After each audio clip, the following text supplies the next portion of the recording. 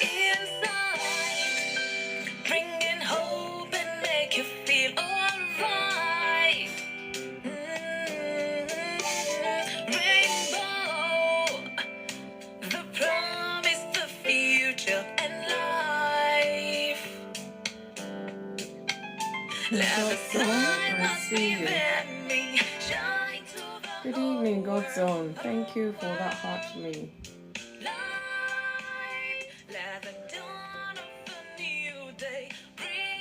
Joe, I see you. Good evening.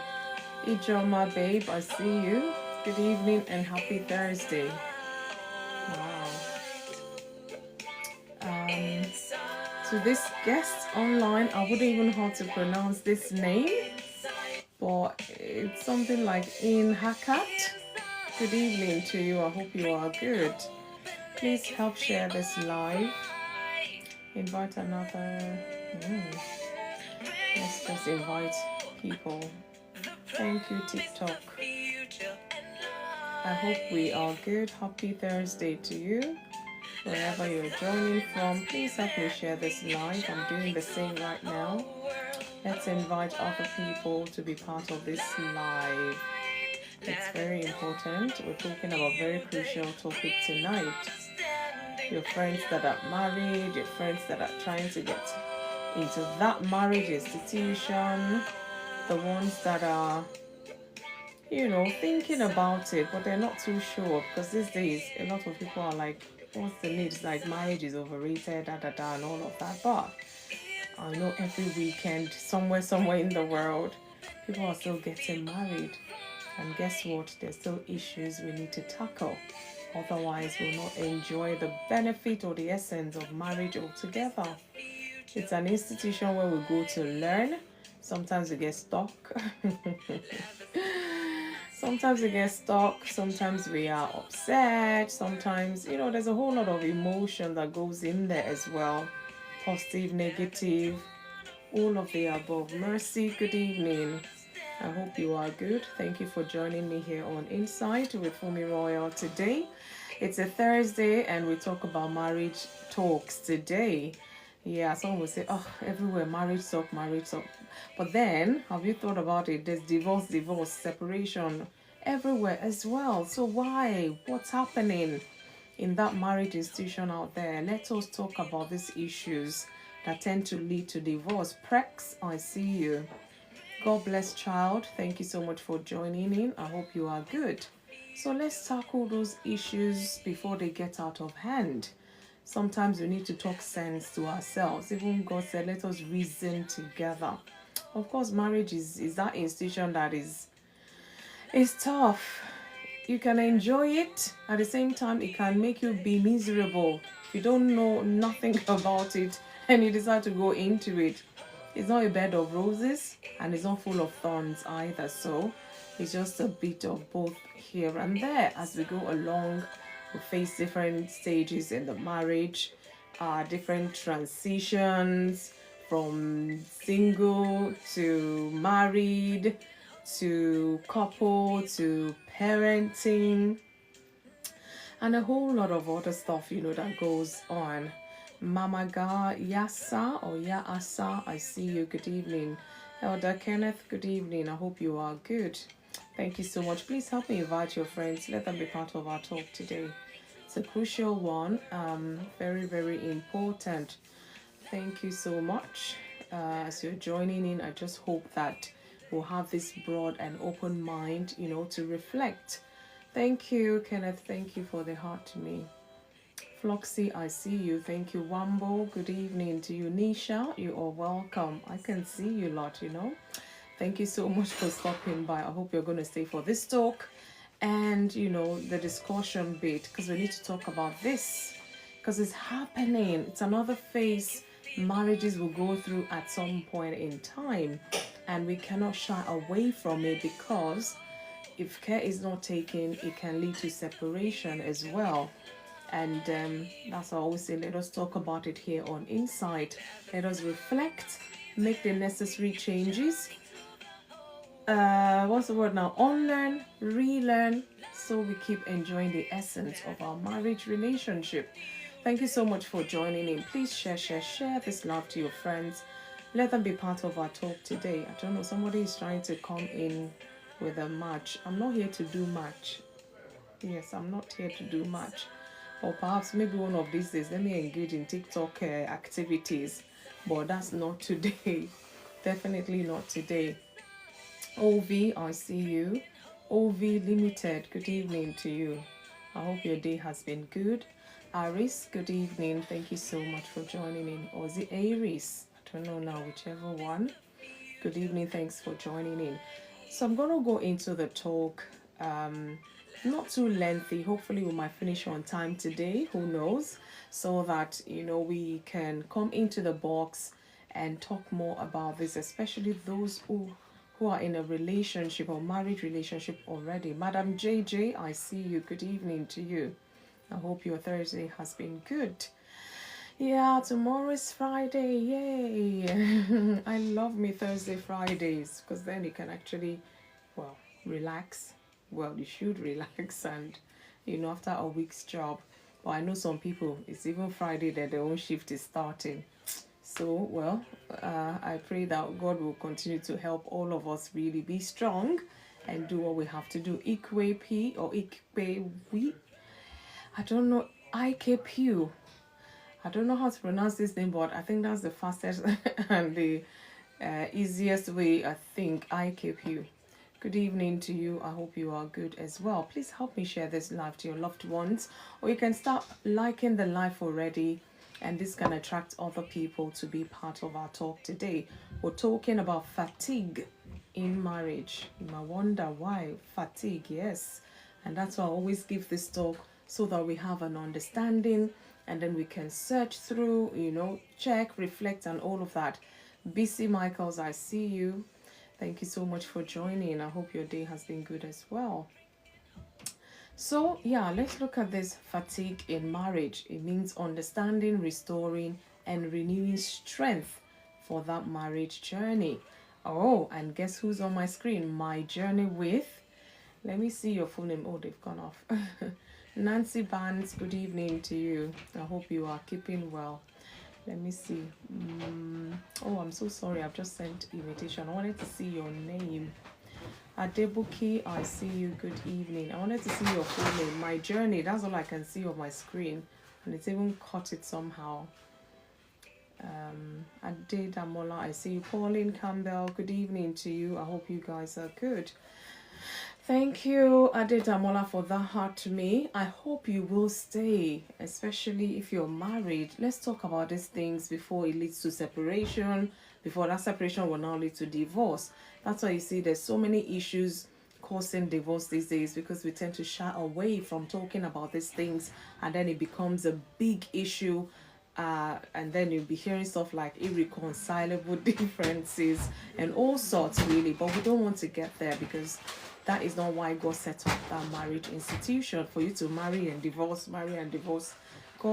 That's not God's intention. I believe that strongly. Mary A, good to see you. Good evening. I hope you are good. Thank you so much for joining in. I saw somebody there. I may have missed you. So guys, okay, let me go into my talk. Good evening. I hope you are good. How's life treating you? It's been a long while. I hope you're good. Thanks for joining in tonight. Oh, wow.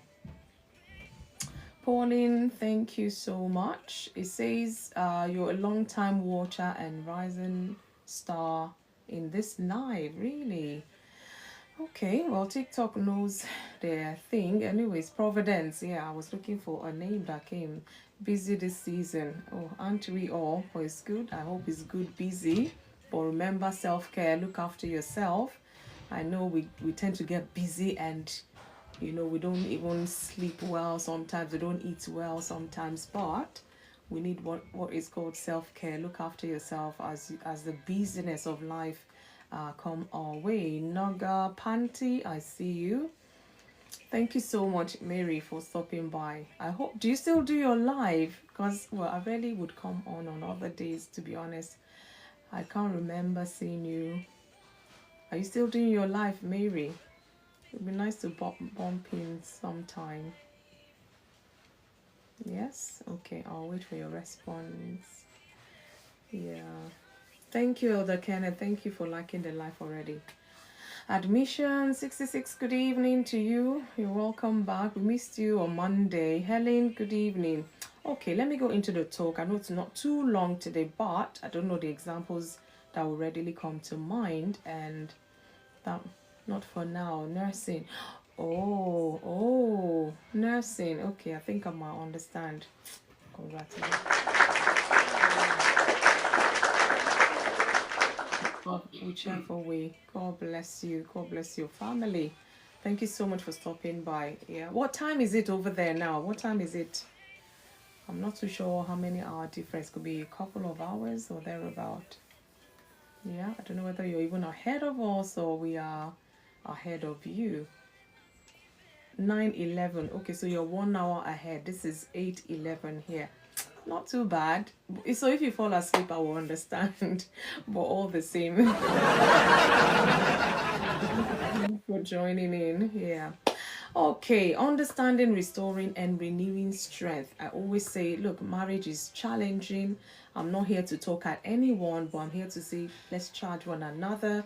Let us reason together. Because sometimes, even when I have to prepare for this topics, I'm like, it's hitting home hard for me as well, trust me.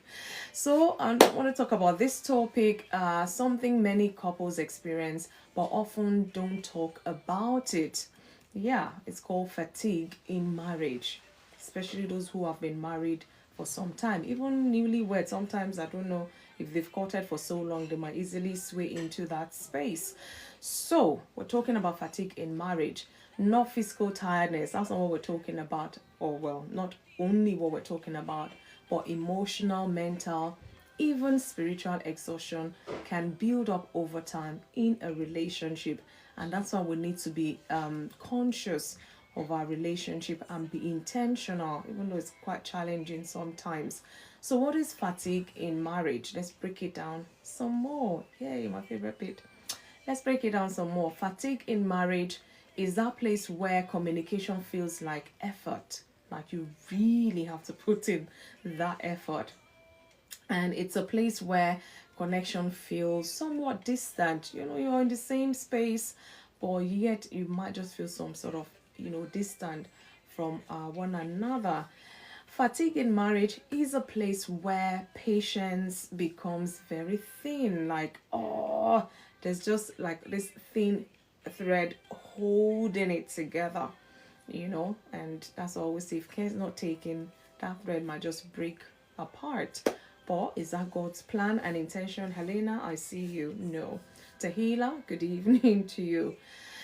Fatigue in marriage is a place where patience becomes thin, connection feels distant, communication feels like effort, and love, though still present, feels kind of strained.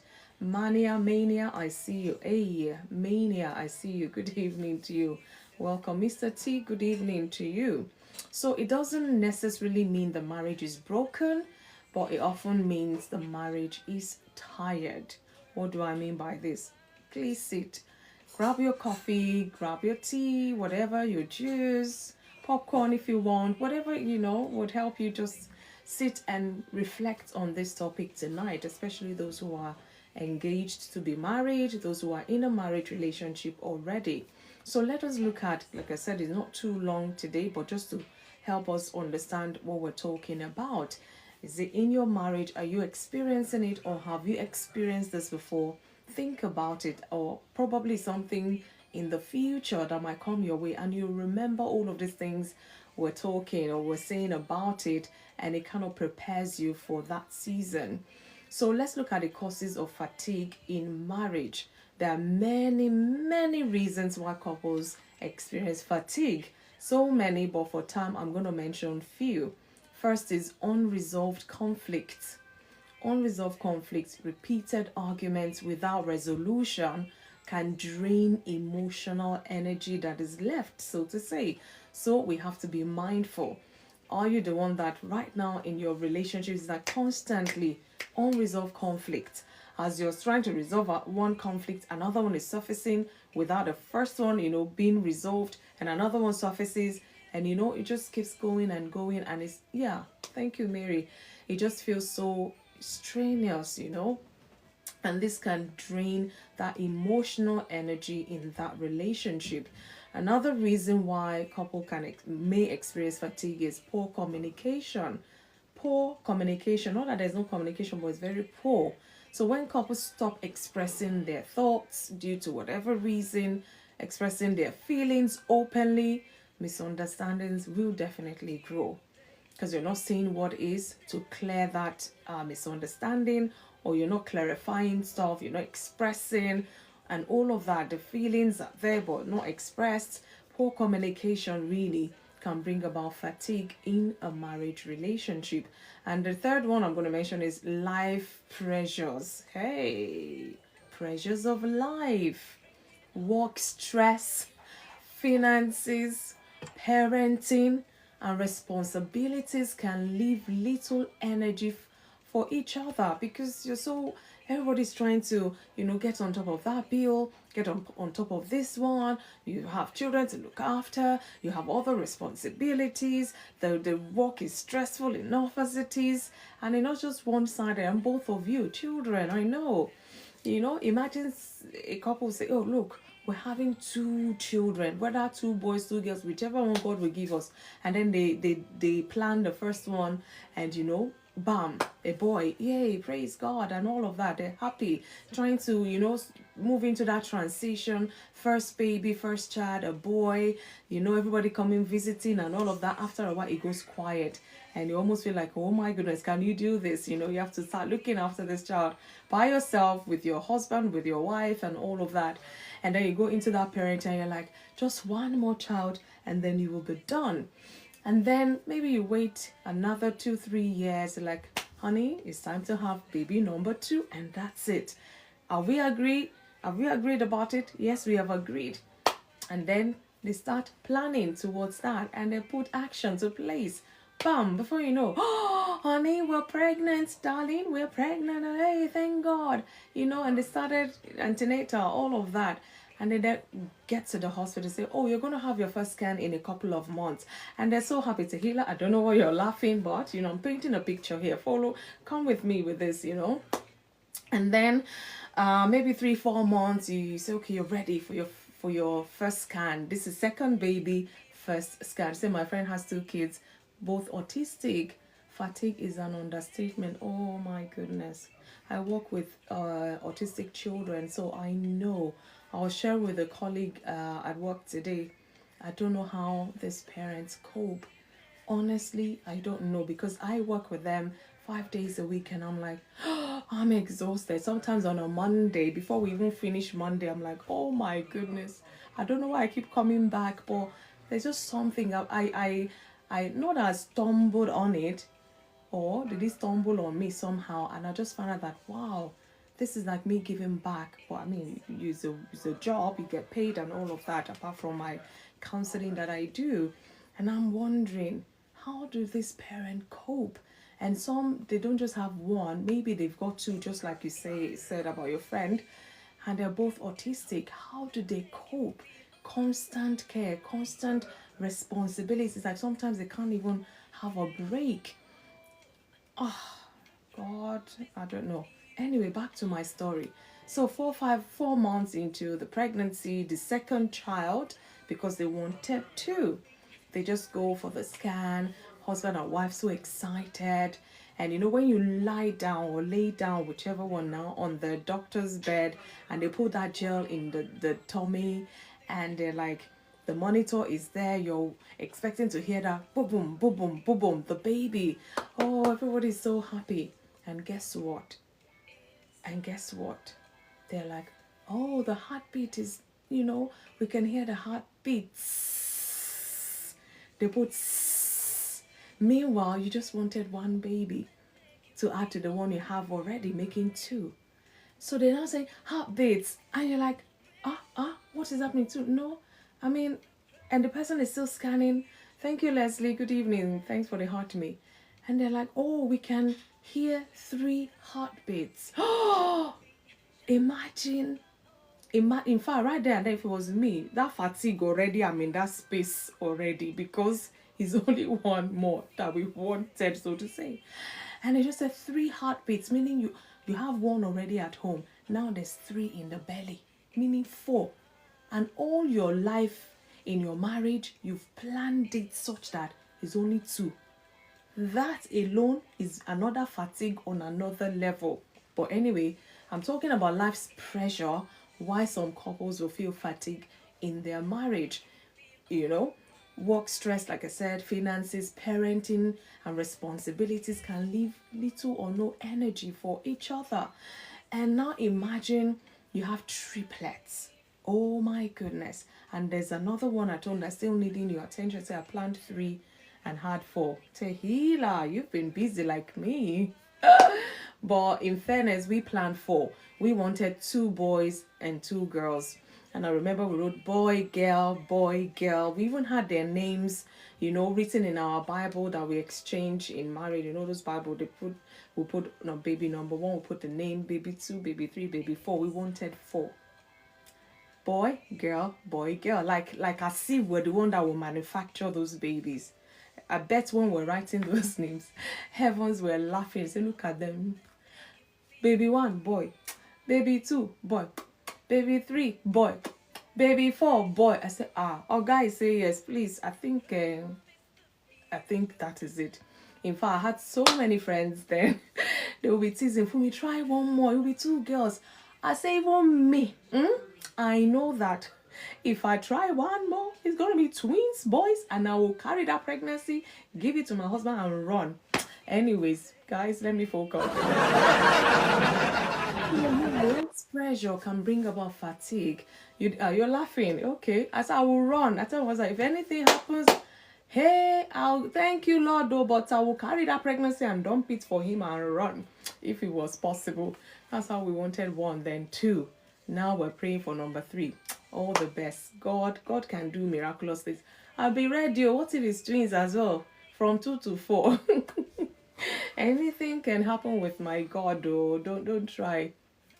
I say you will try, So after that, I say, guys, say yes. We are done. Well, and then our supposed first daughter, there's this particular name. I'm not going to share it here. I'm not going to tell you guys because I'm still grateful. Don't get me wrong. I said to my boys, look, whoever gives me a granddaughter first, that name, tell your wives ahead of time. No contest. That name is going to, be for that granddaughter of mine. And they will be laughing. I say, it's not a joking matter. God did not give me daughter. So my granddaughter, my first one, is going to bear that name, whether they like it or not. I know this one there's no contest to it at all. So tell your wives, all of you, as you're getting my whoever it is, I don't know, but that name, it must come to my family. Anyways, another one that can make fatigue happen, or couples experience fatigue, is routine and monotony. For example, you never plan for those autistic children, but then they happen. You still have to look after them. That means they need extra everything, care, attention, extra responsibility for both husband and wife, and all of that. It could be strenuous, honestly, because only the grace of God, honestly. So doing the same things repeatedly without intentional connection can make the relationship feel stale. Of course, you're tired. Before you say you have attention for your husband, for your wife, everyone is just tired. There's just fatigue in the air. It's too much. And if not intentionally attended to, that connection might just be broken. You just find out that all you're doing is the responsibility towards these children. You will neglect yourselves, and then years and years might just pass. And at some point, of course, they're growing, and maybe more responsibility, more needs, and all of that. It can actually strain a marriage relationship if care is not taken. Another one, again, is lack of emotional support. So when one or both partners feel unheard or unappreciated, exhaustion will set in, and this can lead to this fatigue we're talking about. So in case you're wondering, is this in existence in my relationship or not, let us look at signs of fatigue in marriage. Reduced communication. Not all the time, but those are the signs. I'm mentioning few bits so that you can just, what's the word now, reflect on them as well. Irritability over small issues. Maybe there are other issues that have not been dealt with, and small issues that shouldn't be issues becomes issues, and you get irritated by everything and all of that, meaning reduced communication has led to that as well. So you have to remember, I talked about poor communication, so you really have to up it on your communication skills, both of you. Otherwise, our marriage is going to suffer. When the marriage is suffering, both of you will be suffering as well. Another sign of fatigue in marriage is emotional distance. I mentioned that earlier. You find out that emotionally you're somewhat not as connected as you used to be. And these things, they have to be intentionally built when fatigue has set in. Because you're just so fatigued that what's the point? Oh, I'm tired. Oh, this, No, you have to now be, though you're tired, okay, let's plan an outing. Though you're tired, let us do something together. Though you're tired, could just be a movie. In fact, you're saying you don't want to go out, you're tired, Stay at home, watch a movie together if one will not fall asleep and all of that. Whatever it is that you can think of, because now you're intentional in your thoughts and you have to be creative as well. I mean, once upon a time, there were things you used to do together that bonded you guys, and all these years it's been stopped, it's not been nurtured, and all of that. And it's, in this fatigue state or space or transition, so to say, you have to intentionally look for things to help you connect emotionally. Again, loss of excitement or intimacy can happen when there is fatigue. You find out that nothing excites you anymore. Nobody's even putting in the effort. Everybody's just living life, okay. We thank God another day and this and that. You find out that is affecting that excitement of being married. Even when you see maybe newlyweds that they're going about doing stuff, you say they will soon be tired. Imagine you've just lost every ounce of excitement about marriage relationship. Is it that bad? It can be that bad, guys. And that's why I say, if you haven't gone through it, listen now. Let your antennas be on, because you don't know what tomorrow brings. So you're well equipped. Say, Funmi said this, so emotional distance. No, my dear, sit here, come and sit on my lap. Sit down here, rub my back, I rub your back. Anyhow, we must connect, whatever we have to do. And again, another sign to look out for is feeling more like roommates rather than partners, or rather than a husband and wife. You just feel like a roommate. In fact, there's some clips, you watch some clips, how on earth do people think of this thing to even put it in a clip or a video? It's so funny. Roommates, or that everybody's contributing equal amounts to pay all the bills and all of that. That just like roommates does. The only time you find them sitting down and talking serious is when they're sorting out the bills. I mean, no intimacy, no excitement, like I said, emotional, whatever. It's just like routine, like a routine. Okay, we know if these bills, if we don't sort them, we'll get the bailiffs come to knock on the door. We don't want that. So the only time you see them sit down and talk is when there's bills to be sorted out, or financial, whatever, and then everybody, all right, good night, I'll see you. Okay. You have a cuppa, maybe once in a while, just give them a cuppa, you won't forget how they like it and all of that. No, don't feel like a roommate with your partner. This one, fatigue has really entered, and let your antennas, like I said, be alert. Be on alert. Alert, alert, alert. Oh my goodness, we've just turned roommate. And this usually would happen when there's nesting going on, when all your children, they've gone, whether to uni or whatever. It's just you and your spouse at home. You find out that what's happening? Are they home? Are they not home? When was the last time you sat down and had that talk, or just just be in each other's face and all of that? Due to fatigue, you find out that this one is sleeping, this one is waking, that one is going upstairs, this one is coming downstairs, and if care is not taken, this can just lead to separation, living separate lives, still in the same house or whatever. But we need to be mindful. So recognizing, there's so many other signs, but I'll just leave it there because of time. Like I said, I want to finish quickly so that we can come up. we can finish early today so we can have a good nightcap tonight.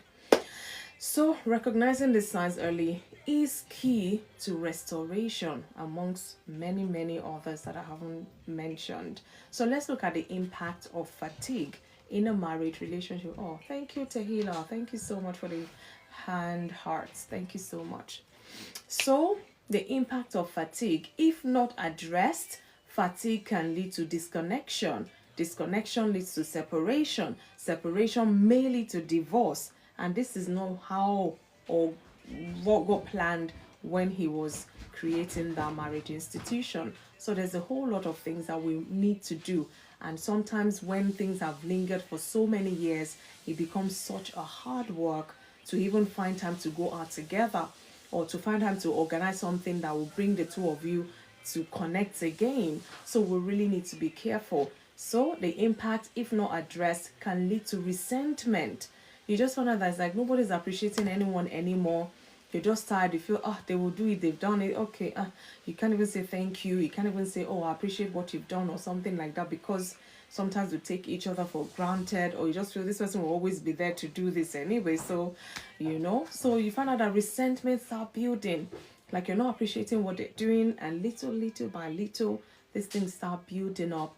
And then when you feel that resentment, you will feel fatigued at some point if care is not taken. And again, another impact, if it's not addressed, is withdrawal. Everybody in their own space, doing their thing, and maybe on family occasions like weddings and whatever it is, baby christening, that's when they wear ashrebi and go to the event. Meanwhile, in fact, they'll look at each other, so you still fine like this, so you still handsome like this, let's go to the occasion, and at the occasion, the husband's like, I've not seen Mr. B for so long, I'll be back, yeah? And off they've gone for the night. Even they will leave the wife, or the wife will go and leave the husband, and they're just there by the table, or they two will just find friends. So they will say to each other, by 10 we're leaving this Ashrebi gathering event, and then by 10, maybe 10 to 10 or thereabout, they will now start calling or texting each other, where are you? And by the door outside, in fact, that one is already outside. Can imagine that level of fatigue. Like they just want to go home and get it over with, so to say. So we need to be mindful that we've not so withdrawn from one another that it's so hard to connect, even when we attend the same occasion. There's a whole lot of story, but I'm really holding myself so that I won't stay too long, honestly. Again, loss of joy in the relationship. I mean, when there's fatigue, obviously joy will be missing. Joy is missing. Nobody's even trying to make anyone happy.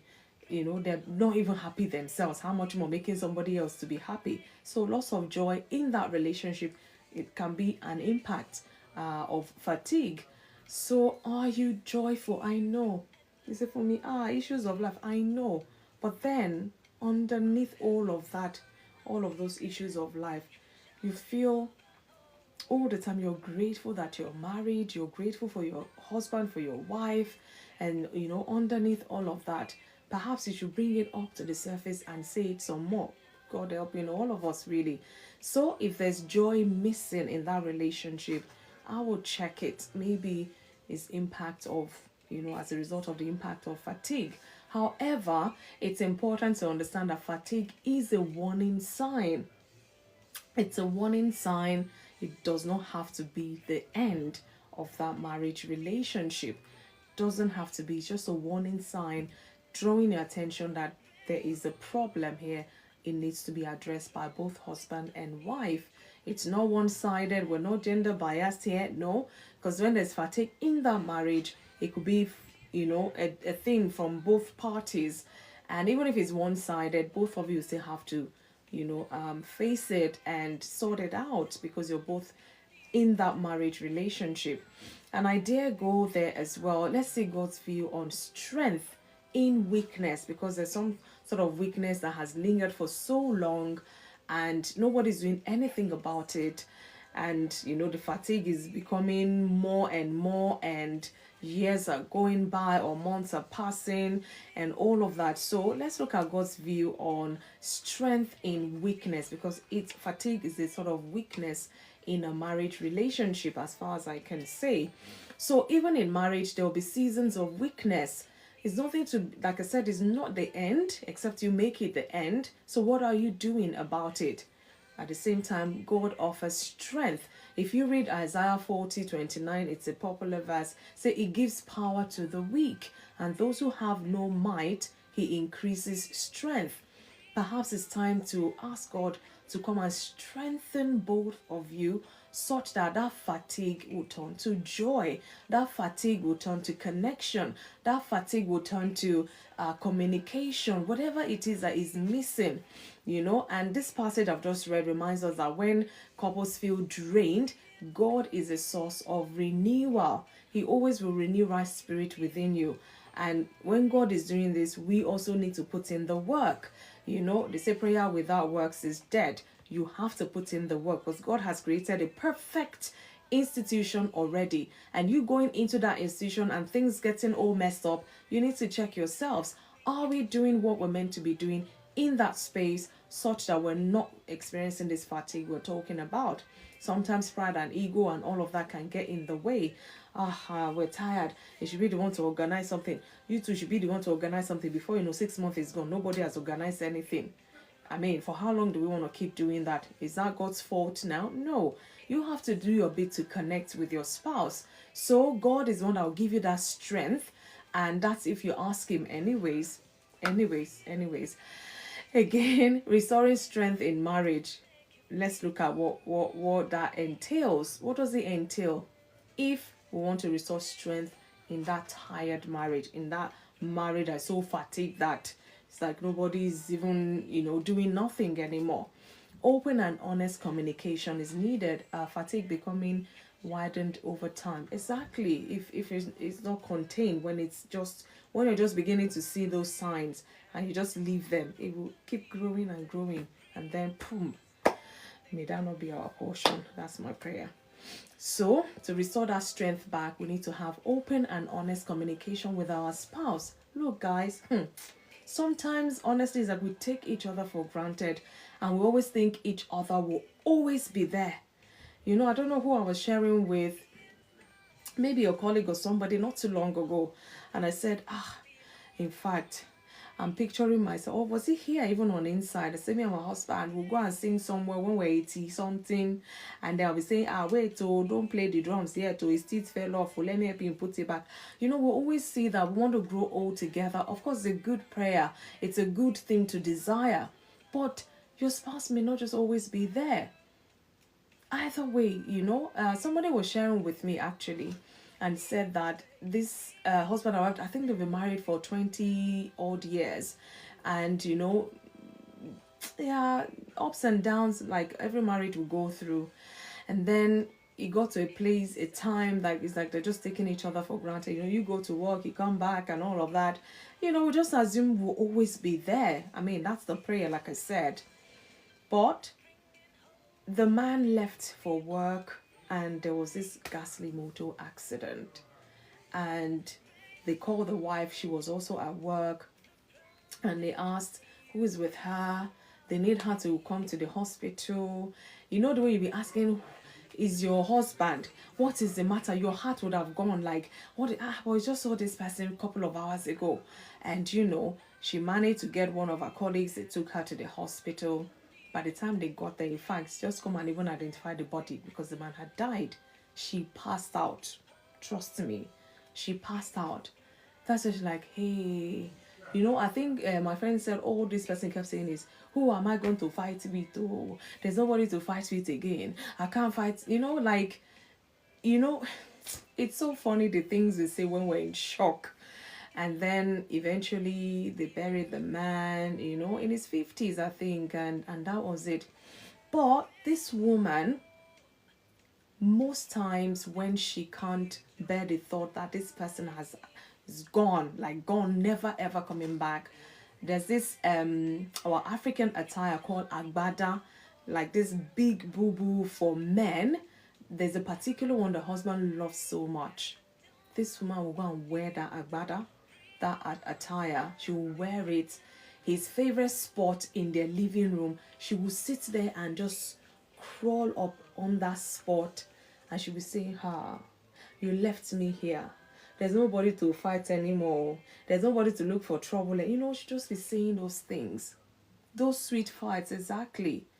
And you can imagine at that age 50, but then they were thinking we'll grow old, we'll be 90 together, we'll be 100 together. But these things may not always happen.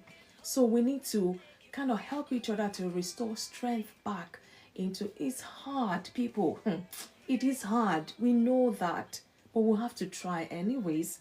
And where our own strength really ends, that's where God's own starts. And that's more reason we need to consult the orchestrator of marriage itself. Ask God, who created that marriage, to help you bring strength back so that you can have open and honest communication whilst you still can. Talk about the fatigue without blaming each other, because you're both experiencing it. Both of you have not done certain things, so it's not one-sided. Both of you share feelings with understanding, not to blame, not accusation. On your knees, both of you will kneel down for each other. No, let's go to that culture bit, please. We don't want to change the topic for today. So open and honest communication can help restore strength back. You talk about those things you've assumed, you thought, you did it. No, let us have clarification now, such that we'll put certain things aside. You're laughing, Tequila. So if I kneel down for my husband, is he going to kneel down for me too? It's a once in a lifetime he kneels down. That's when he proposes, or he proposed. Please don't let us bring culture. That's what I said. Let's not bring culture into this. For some people, of course, it would work. You sit, you kneel down and do this thing they call Oshuba, whatever, to your husband. Depends on how cultural you people are. The way they will do the hand and apologize or whatever. So if the woman kneels and does this, the man too will put his hand and do this. Those are the culture. I'm talking about those couples who see themselves as, mates or friends or all of those things. Because this culture sometimes kind of put this space in between to even start with another topic for another day. Let's focus. Again, another way to restore strength back into that marriage is intentional time together. Mark the word, underline the word, put it in capital letter. Guys, I'm talking to myself. Don't think I'm talking to you alone. Intentional time together. Life with Chris, I see you.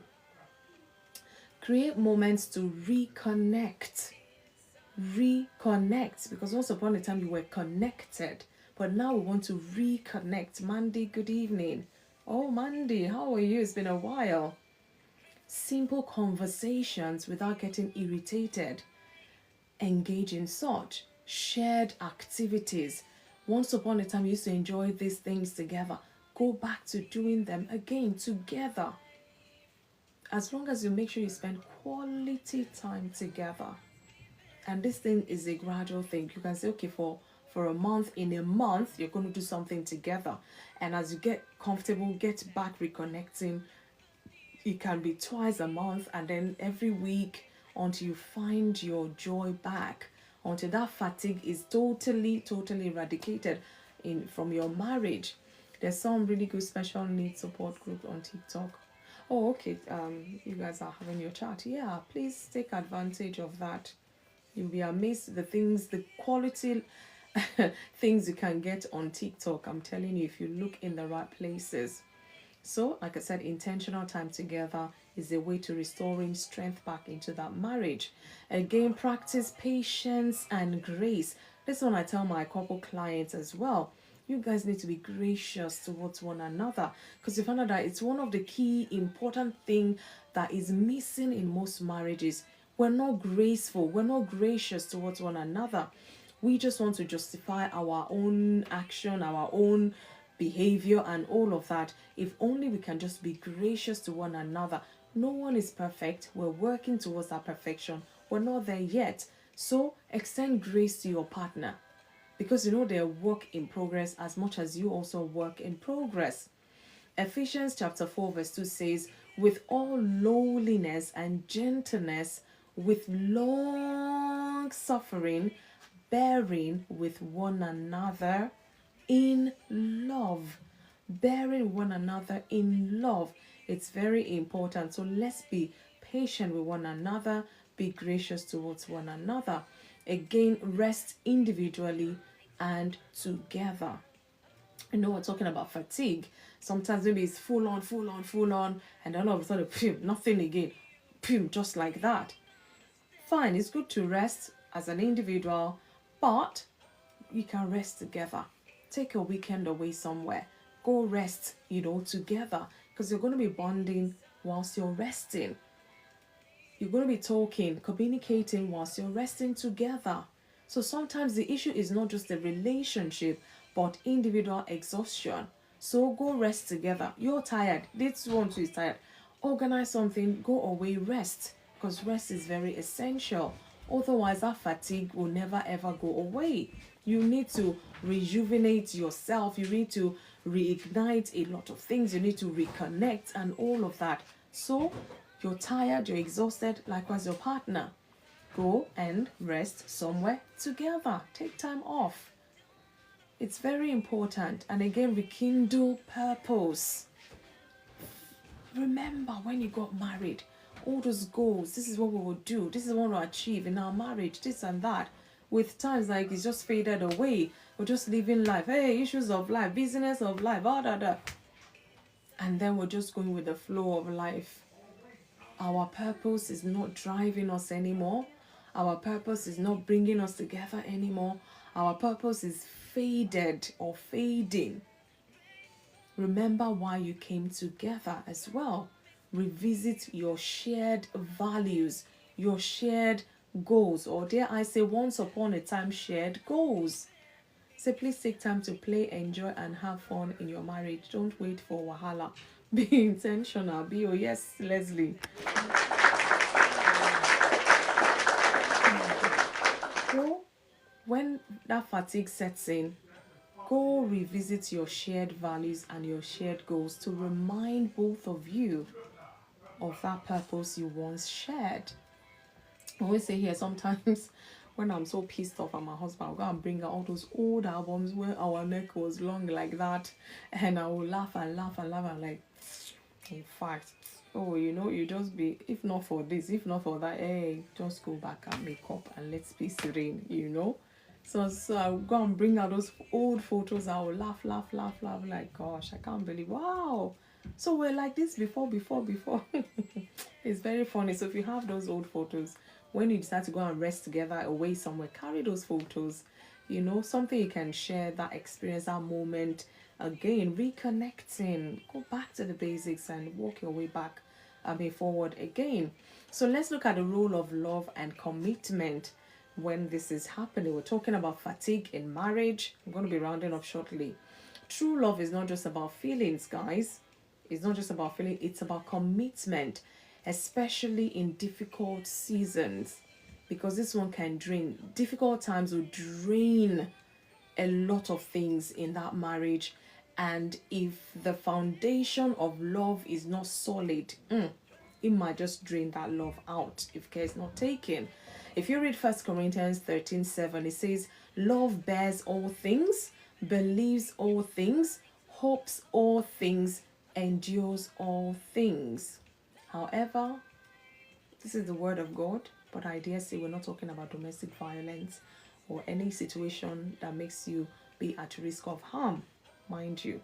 So this kind of love that I read from Corinthians, this kind of love sustains a marriage even when it feels tired.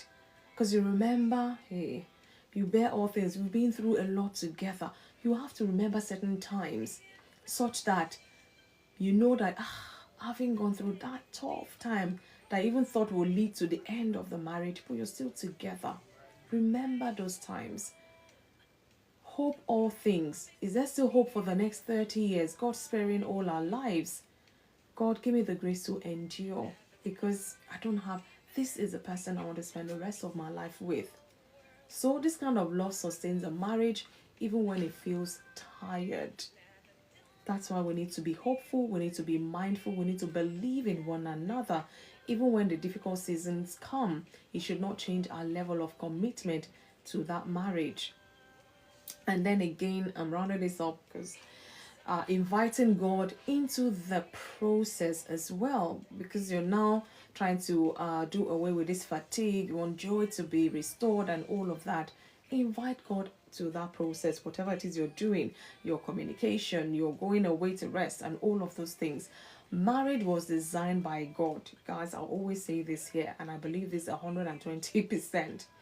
And He remains central to its restoration. Because you've been looking at us, look at them struggling, look at them fatigued, tired, and they can't even come to me to help them. Please, let us lay aside every pride and ego tonight. Husband and wife, carry yourself before God and ask for Him to restore your marriage back, joy back to your marriage, love back if it's gone, whatever is missing. Any weakness that is straining that marriage, that is making it so fatigued, so to say, go to God in prayer and ask for God's grace to be upon there again. You want to reconnect again, ask God, Father, help us to see each other through your eyes so that our love can be rekindled, that joy can be rekindled. Whatever it is that is missing, marriage was designed by God. If you read Ecclesiastes 4:12, it says, a threefold cord is not quickly broken. So when God is part of that relationship, he strengthens the bond between husband and wife. He created that institution, so it's dear to his heart. I believe so strongly.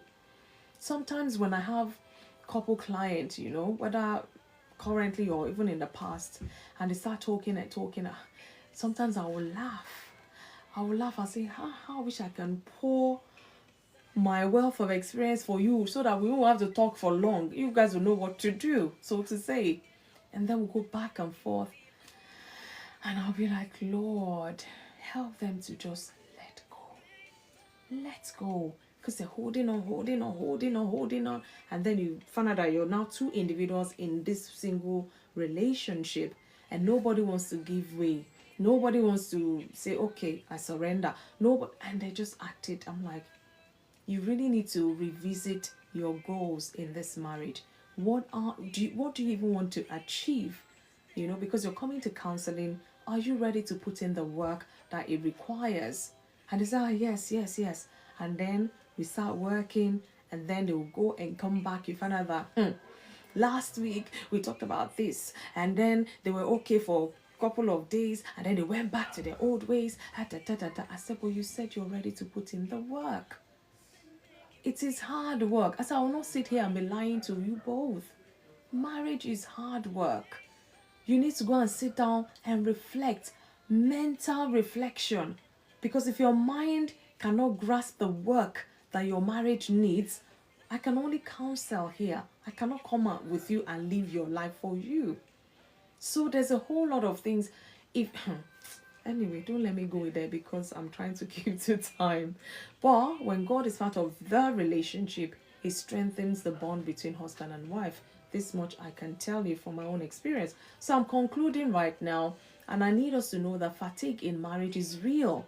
Like I said, you may not have gone through it, probably is still standing somewhere in the future. It is real, but it is not final. It is not the end of your marriage. It shouldn't be the end of the marriage, because a lot of people have been fatigued in their marriage, and that's the end of it.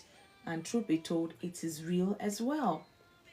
So it's a signal to pause.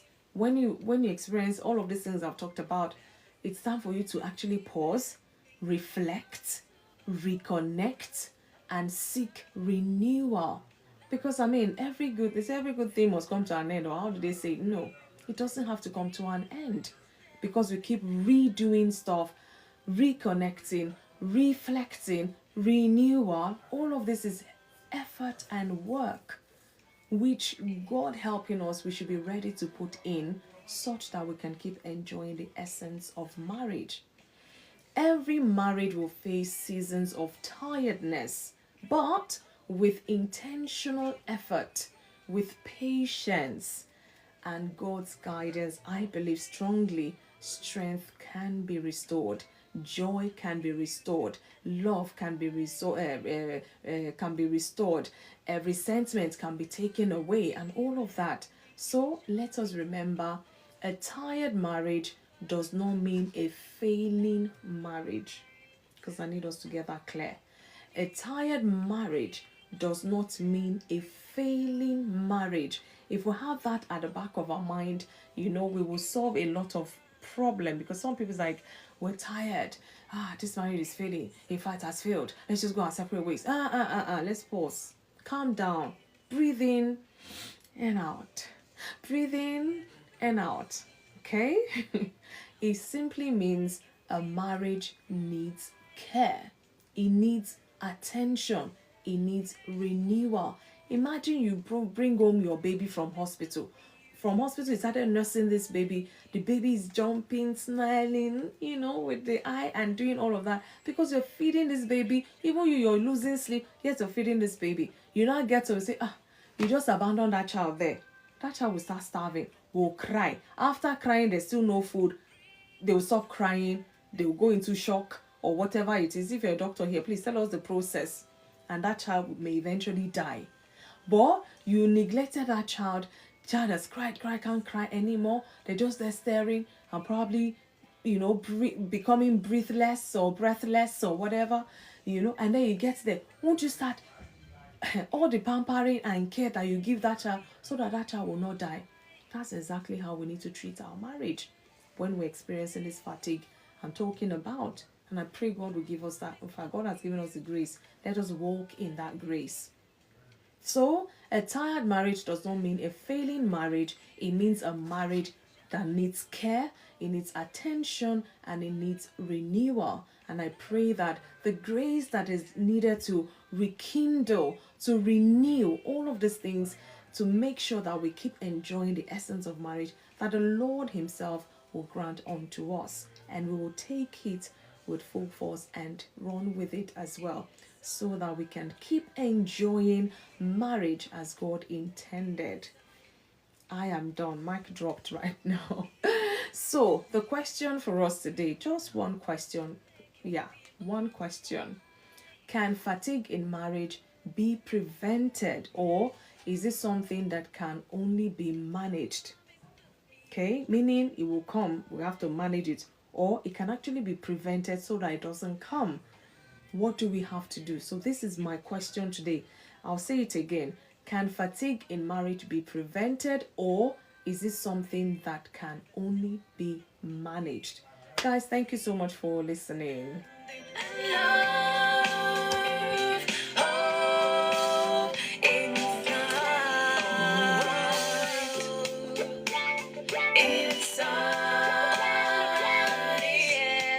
Susie Beck, I see you. Olga, good evening. Chan, good evening.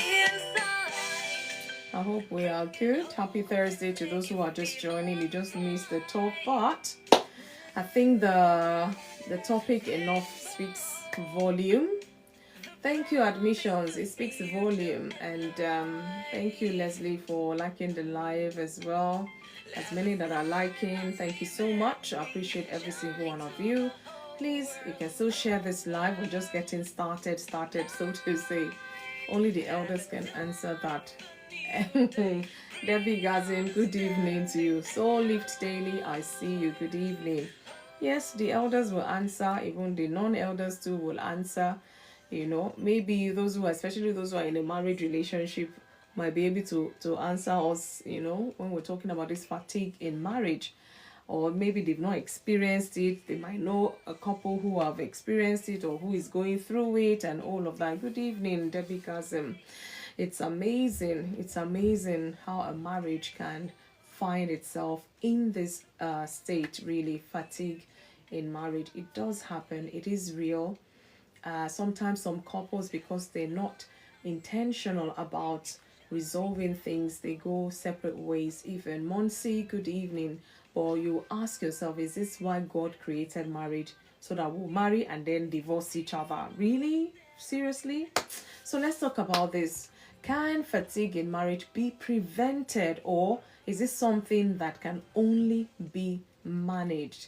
Guys, send an invite. Come, let's talk some more. At least I've done my own talk. How mouth does not ache sometimes, I don't know. The way God so designed this body, it's amazing.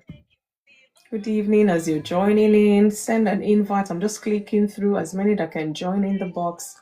Let us talk some more about this. Good evening, everyone. Admissions. Good evening. You're number one in the box. I hope you can speak. Yes, I hope you can speak. Yeah, Admissions. I can speak. There's a Good way you feel evening. when you're number one. Yeah. I know. You just have to open the floor for us to It's do it. easier for you to pinch here and there. Yeah, before people will But say now you're everything. number one. You've done so much talk, man. So much that you've given us. Hey, thank Yeah, they God. were just superb talks and everything. Mm, There were some things thank I you. picked up. Okay. And let me try to correct something. I made a comment on the where I say on your knees. Okay. I was only following up what you said earlier on. On your knees, praying, Okay. seeking guardians. That's why I put the Okay. sign of prayer here. Okay. Fair. I'm not Fair saying enough. Because I that will wasn't always say, bringing any please. culture or whatever. No, I'm Okay. not that. Okay. Fair enough. Yeah. Because it's what came to my own mind Yeah, what doing came to your that. mind? That's why I stopped making any other comments so that you don't plunge further. No, you could have just corrected it. That's Yeah. all. Yeah. Yeah. And I bet some other people thought about it too. I think Yeah. Jamila was there Go back to laughing. So you can imagine it wasn't we it thank wasn't God. only me that thought about that. Thank God for everything. Yeah, And thank God. just like you said, it's fatigue is normal somewhere along the line. As the marriage progress, I think something like that When will you come. start hitting your 20 Sometimes it's not even you're not even conscious. of it, But the moment you it's sense subtle. something like that is coming, then you should make an intentional effort to Yeah, get things redressed. better. If not, it will just carry on and it becomes something else.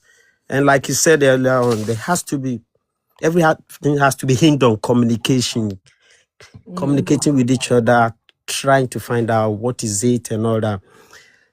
And there's also this I see somewhere along the line, the kind of fatigue that will come, it will vary from one To the other. marriage to another, and even the situations that will come somewhere along the line. Mm. You can imagine two people got married. I'm trying to get a bit dramatic like you did earlier on. Two people got married. They were in one country. There were things where they had maids, they had all that, maybe 2-3 cars. And all of a sudden you say, oh, now let's go abroad. Let's go and experiment and all that. You get to abroad and find out that all that glitter was not gold. Hey. First, maybe you're both battling with culture shock. Mm. Somewhere along the line, you're trying to settle down. Things that the children are settling and all, and so many things. Because somewhere along the line, you might just, the fatigue comes in. And it Yeah. might even be both sides. There, maybe you were doing 7 to 3, you're back home and all. Yeah. You are not even the one that go to pick the kids in school. You Somebody else know, does it and all that. you Two don't have a mates in the house. driver And driving you up and all down. that is not there now. Now you're doing Ah, shift real where he life. has to be on the night, you're on the day. The whole scenario changes. My goodness. If you're not very conscious, I tell you, over and over, fatigue will come in. Yeah. You have to redress it from time to time. It can come from any side of it. Oh, so and so many points that you made are just too wonderful. You were saying that there's a point where you have to rejuvenate, reconnect, reinvigorate, and all that. All that will come in. Yeah. And it must be intentional. Otherwise, it will just be this way, that way. But by the time you kind of build them together, you always surmount that, whatever is bringing in that fatigue, bringing in communication and all that. You find out that you're able to move ahead. And there's somewhere along the line, even there will be some kind of experience that you will have gathered as you're carrying on. The moment fatigue is trying to surface again, this time I think you even attack it better. It might be the other person that is telling you, remember then this something like this happened and all that, and this was you both go back to it again. Like you have to go and rest. Go out there to rest. You have to do some of the things you were saying earlier on, bringing pictures that speaks about how things all started, the level at which you took up, how much things have improved and all that. Yeah, conscious efforts, like you said. And with all of this, you just find out you have been able to surmount again and move on. So fatigue is almost normal. And I think somewhere along the line, it has to be managed. Managed consciously and intentionally. Otherwise, it will be Look at this. Yeah, here we are. Well, you can even start yabbing This it. was when we got engaged, guys. Yeah, wonderful. That was 20, I said 2019. See now. That was 1997 or 98. Hey, look at that. Yeah, here we are. Can you see? I can see. Lovely one. Goodness me. Oh my goodness. I hope you're not coming. You're coming with more of it. Yeah. Look, when we had our first baby, look at me. It doesn't look like me. Look. Can you see? That was our first baby. I love the one to see. Oh my goodness, look at. You're bringing some nostalgia to me too. Some nostalgia right now. I told you once upon a time. Look at. Guys, I don't know why I'm doing this, but look. Can you believe this is your FunmiRoyal? Can you see? I love this. Oh, those are the. Oh, here we are. My goodness. So you see? I'm refreshing all your memories right now. And everybody's you are equally making me feel, yeah. Oh, I'm so sorry, but very nice feeling. Very nice feeling. Very lovely feelings. Oh, honestly. And do you know one thing I've also yeah. See the long neck. They look good, man. Just carry on. Oh my goodness! Wow. Anyways, and there was this point you made earlier on about. Oh, I almost lost my thought line now. I'm so sorry. You were saying something about. Yeah, people planned 1, people planned 2, it became 3, it became 4.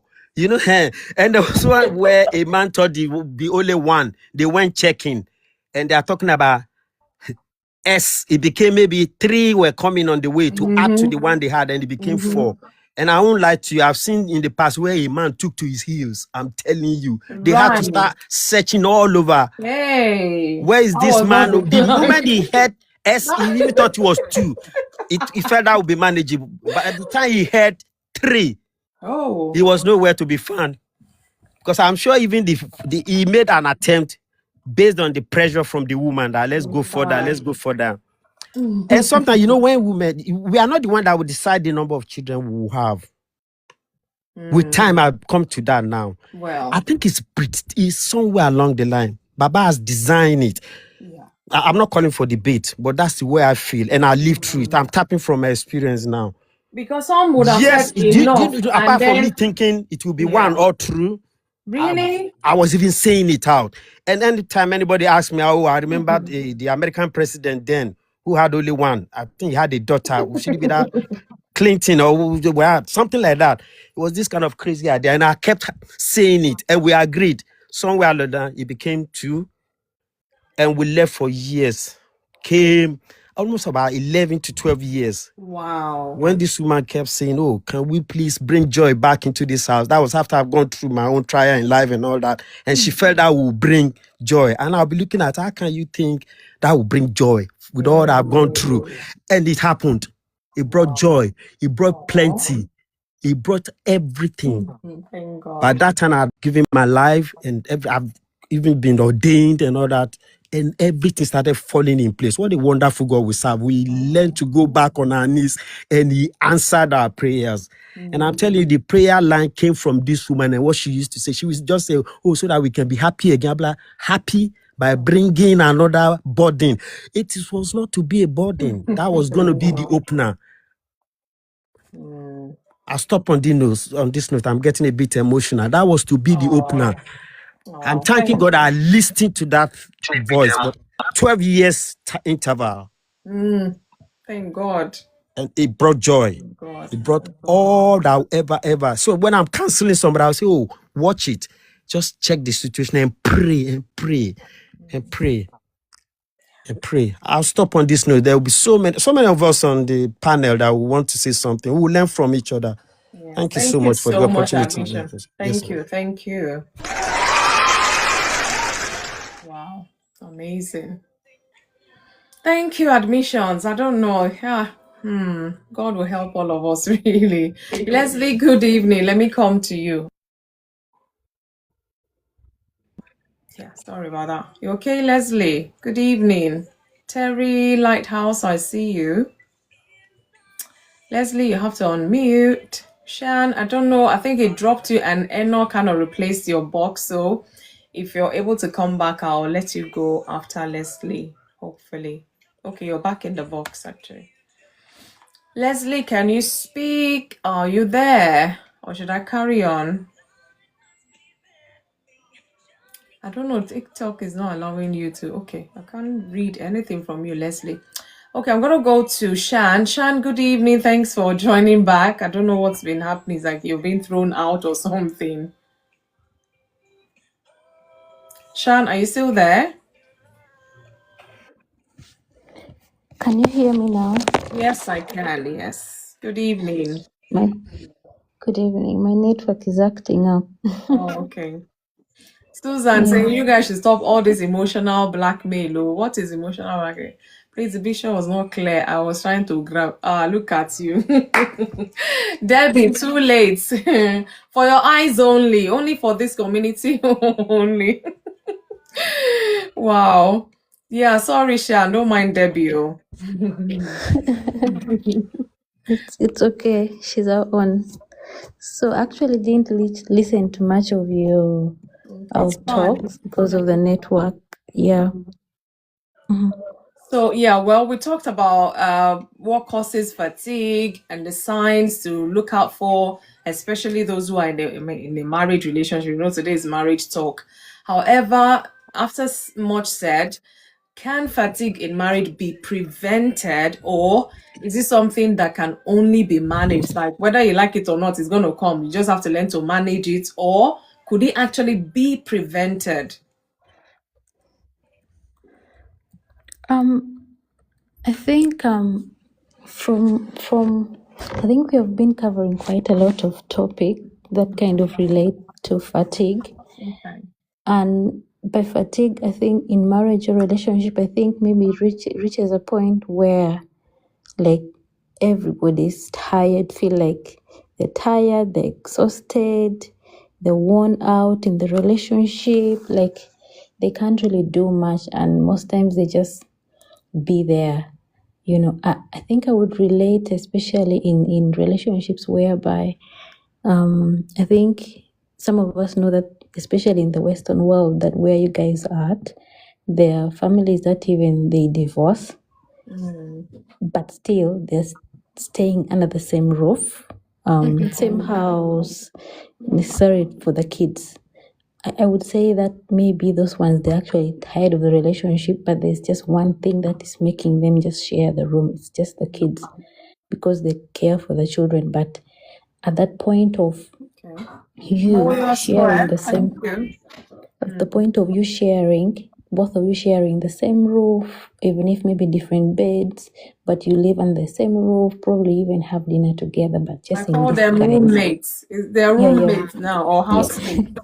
Exactly, housemates. And still, even if it's housemates, I remember, I think all my school time I've been having housemates, even just living with a housemate that you're not obliged to do anything for them, you're not obliged to obey them, obey to kind of try to have some sort of good relationship, or it's even hard. But now I ask myself, how easy is it for you to just look at someone that you once shared something with, someone that you once loved, you once, did everything for, you never got tired at one point, you were like, they were everything you had, and then all of a sudden you're like looking at each other. So I think that shows the level of exhaustion, like the level of fatigue they have all, been in the relationship, to the point that, you know what, I don't care what you do your own thing, as long as we're both putting hands together to take care of the kids here and there. So I would say that is fatigue in marriage. But again, I think it can be prevented Okay. at an early stage, but also it depends, because there are certain situations that, even if they do what I think I've also had people going for marriage counseling. Let's even start from relationship, marriage counseling, psychology, and all that, even for years, and then they get back together, and then they break up, they get back together, and then reach a point they just tell themselves, you know what, I think we can't do it. So I think the only way to really make sure that, I don't think it can be avoided, especially if you don't marry right. I would say so. Yeah. Because by the time it reaches a point that you guys have tried really your best to make sure that relationship work out and it doesn't work out, that means there's something really, really deep, something wrong that you cannot tolerate and you cannot work upon. So first, I think I would say marrying right, but also trying to really solve things at an early age stage. I really don't like this thing of, it happens with some men and also some women, like ignoring tiny things. I think I experienced this in my relationship. It reached a point that I would just put my eyes, look, hear, listen, and don't say nothing, don't do nothing, because one time I shared this, because I kept talking about the same thing, like tiny things, of which it reached a point to tell myself, okay, why am I even over talking about this? The person doesn't care, so why would I even waste time? Reach a point, even if he did something wrong, I didn't care. Even if he was messing, actually he messed his life. Anyways, my ex, he messed up his life. Because reach a point, I just told myself, I'm not going to waste my energy, because no one is going to see me. He's not seeing me, he's not hearing me, he's not responding to my request. So why should I waste my time?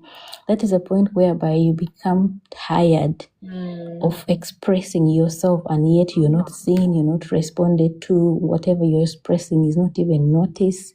Nobody even cares to solve or talk about whatever you present, especially these tiny things that we usually ignores in relationships. Really, they say one by one makes a bundle. This thing amounts. It might even take years for someone to say, you know what, you've been ignoring the slightest of the things, but I think this time around it has overaccumulated. And then you start thinking about the past things that the person has done to you. And then you tell yourself, okay, I am tired. So I think the biggest thing is let me even say, when it comes to conflict, people sometimes solve conflict halfway. I would say half-baked, as long as the other person is able to, give up. The other person, okay, I think he's okay, I think she's okay, let me just ignore it. But most times, especially some of us women, we give up not because we have forgotten. Some of us easily forgive but do not forget, and I am one of them. The people that It's easily not forgive. easy, yeah. You guys, you people should be very careful with such people. They easily, actually, if I do something and someone easily forgives me, I get scared of like, this is not the actual forgiveness that I know. Because they're not Immediately. you. Yeah, exactly. Someone who easily forgives, that person cannot forget.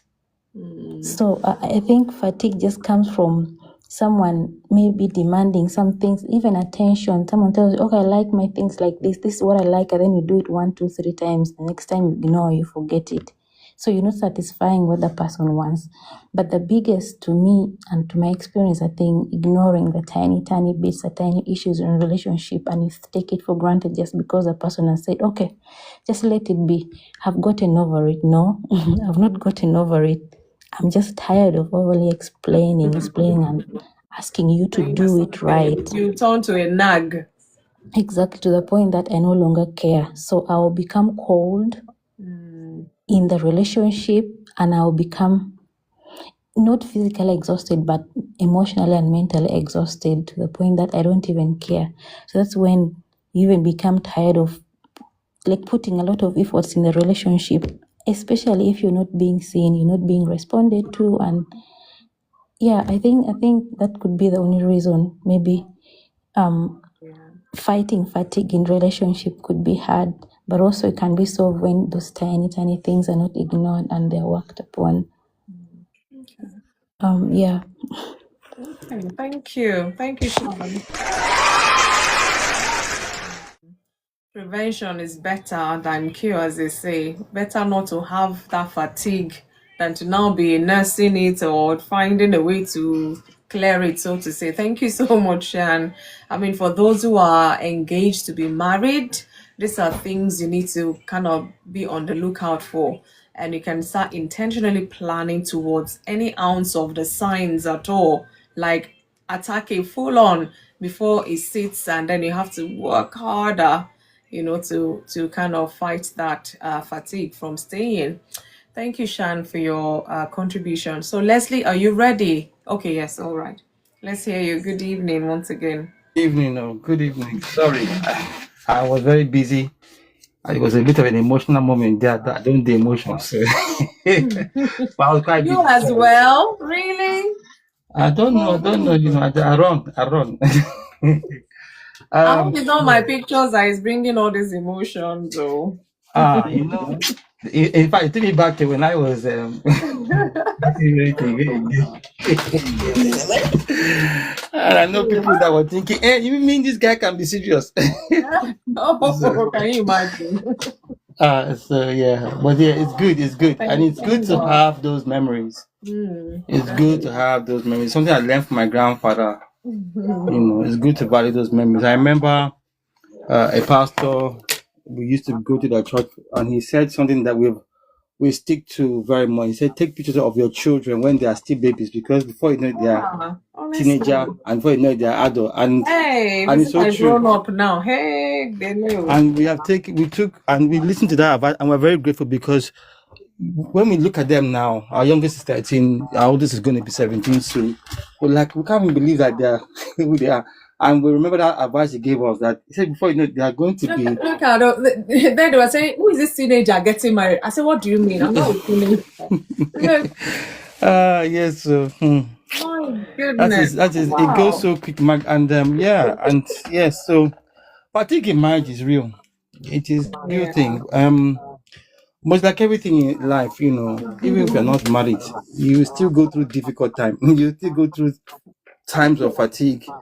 It depends on what you're doing, whether you're studying Oh, or you thank are you, doing Shan. You're making me do. career.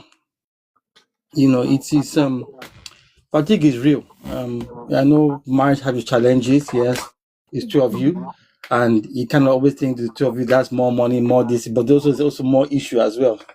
And depending on what you're bringing into that marriage, you got to work with it. I think the issue is not marriage; it's the people. It's the people and what they make of themselves and what Yeah. they're willing to do to become one.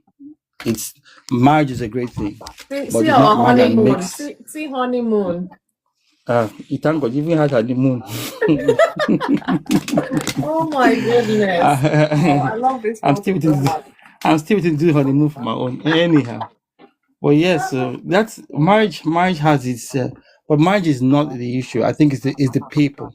It's the people. We're human beings. We're bringing different perspectives, and we're now living in one union.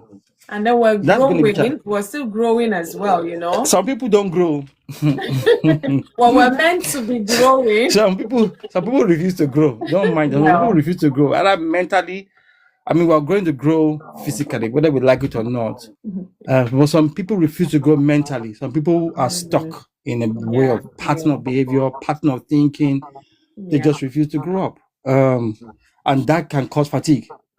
Yeah. That can cause problem, because if one of you is growing and you're growing exponentially and the other is unwilling to match that level of growth, or at least appreciate and at least understand your growth level, that can be a problem. Now I'll say this, just because you're growing more than your wife or husband, don't make it that you're better than them, because life can turn. So be careful. Don't let pride get into your head.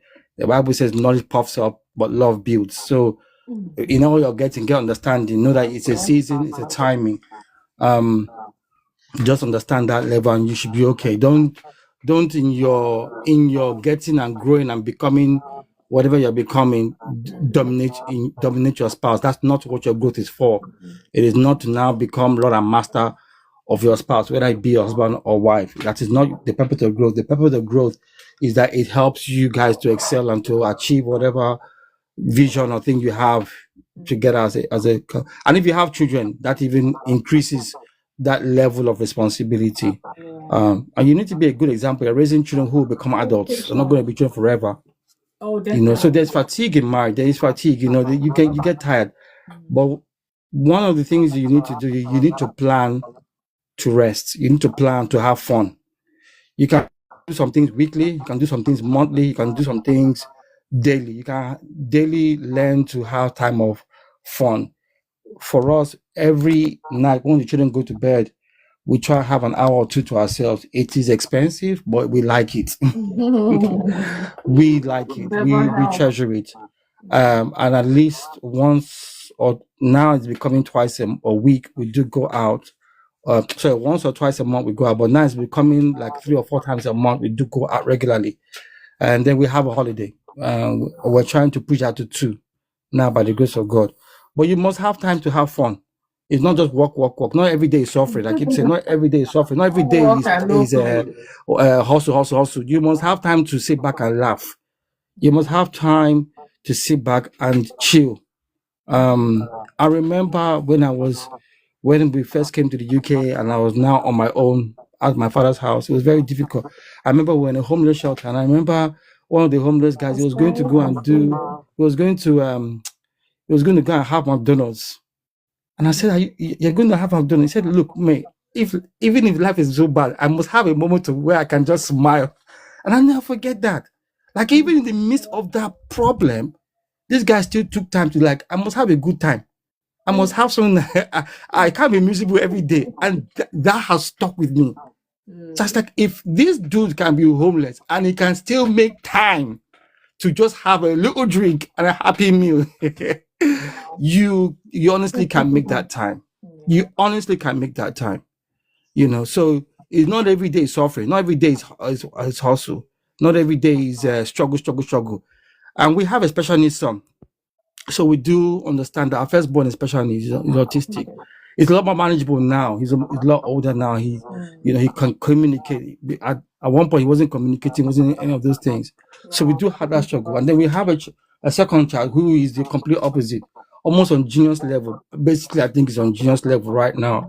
And he's just being pushed for so many, many things. And it's like you have 2 very different children.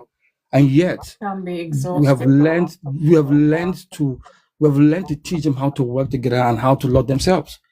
And it's hard work, but we have learned that they can start to value each other. And that has been no easy feat. And it has had its challenges. Now it's a lot more manageable than it used to be. And even with that, we still have time for ourselves. So there's fatigue in marriage, yes. Plan for it, don't you?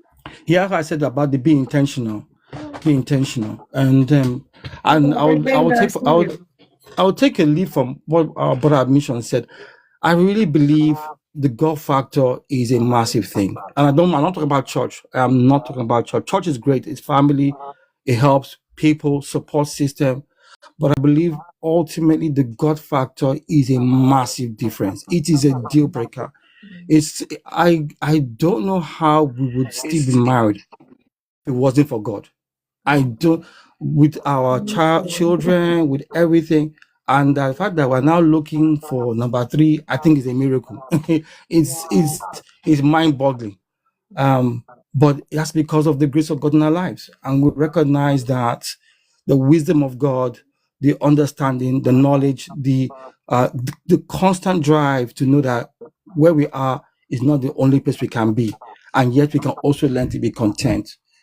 And that is a great plus. So yes, the God factor, having God in one's life, knowing Him. So Leslie, would you not say that this fatigue we're talking about can be prevented, or is something we just have to learn to manage? It can be managed, and sometimes you might not have it. That, but I think it does happen, and depends on where you're at. And it varies. So I've heard about lawyers where they tell them it's from age 50, depending on when you start your career, that you will, if you're married and you just joined a law firm, give the first 15 years to that law firm, because it's going to be, So I think it varies on who you're married to. Like I said, I have a friend who's a banker, and it came at a great cost. Yes, it's big money, but it's also long hours in the office.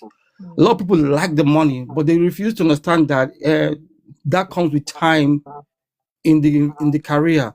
And I remember when he was doing his masters with 2 children, he had to be away from home for about 2 months at a time. This was a 1-year program, financed by his bank as well. Big cost, but big money as well. But it came at a cost. I think sometimes people only just see the money and don't recognize that there's work that goes with it as well. And if you don't assess that and be realistic with that, you're just playing a dangerous game. You have to recognize that whatever career, whatever business, whatever endeavor you're going to take will come at a cost of time. And then if you have children, that will come at a cost of time. And if you want your children to do very well, that will come at a cost of time. None of these good things we are going to enjoy come free.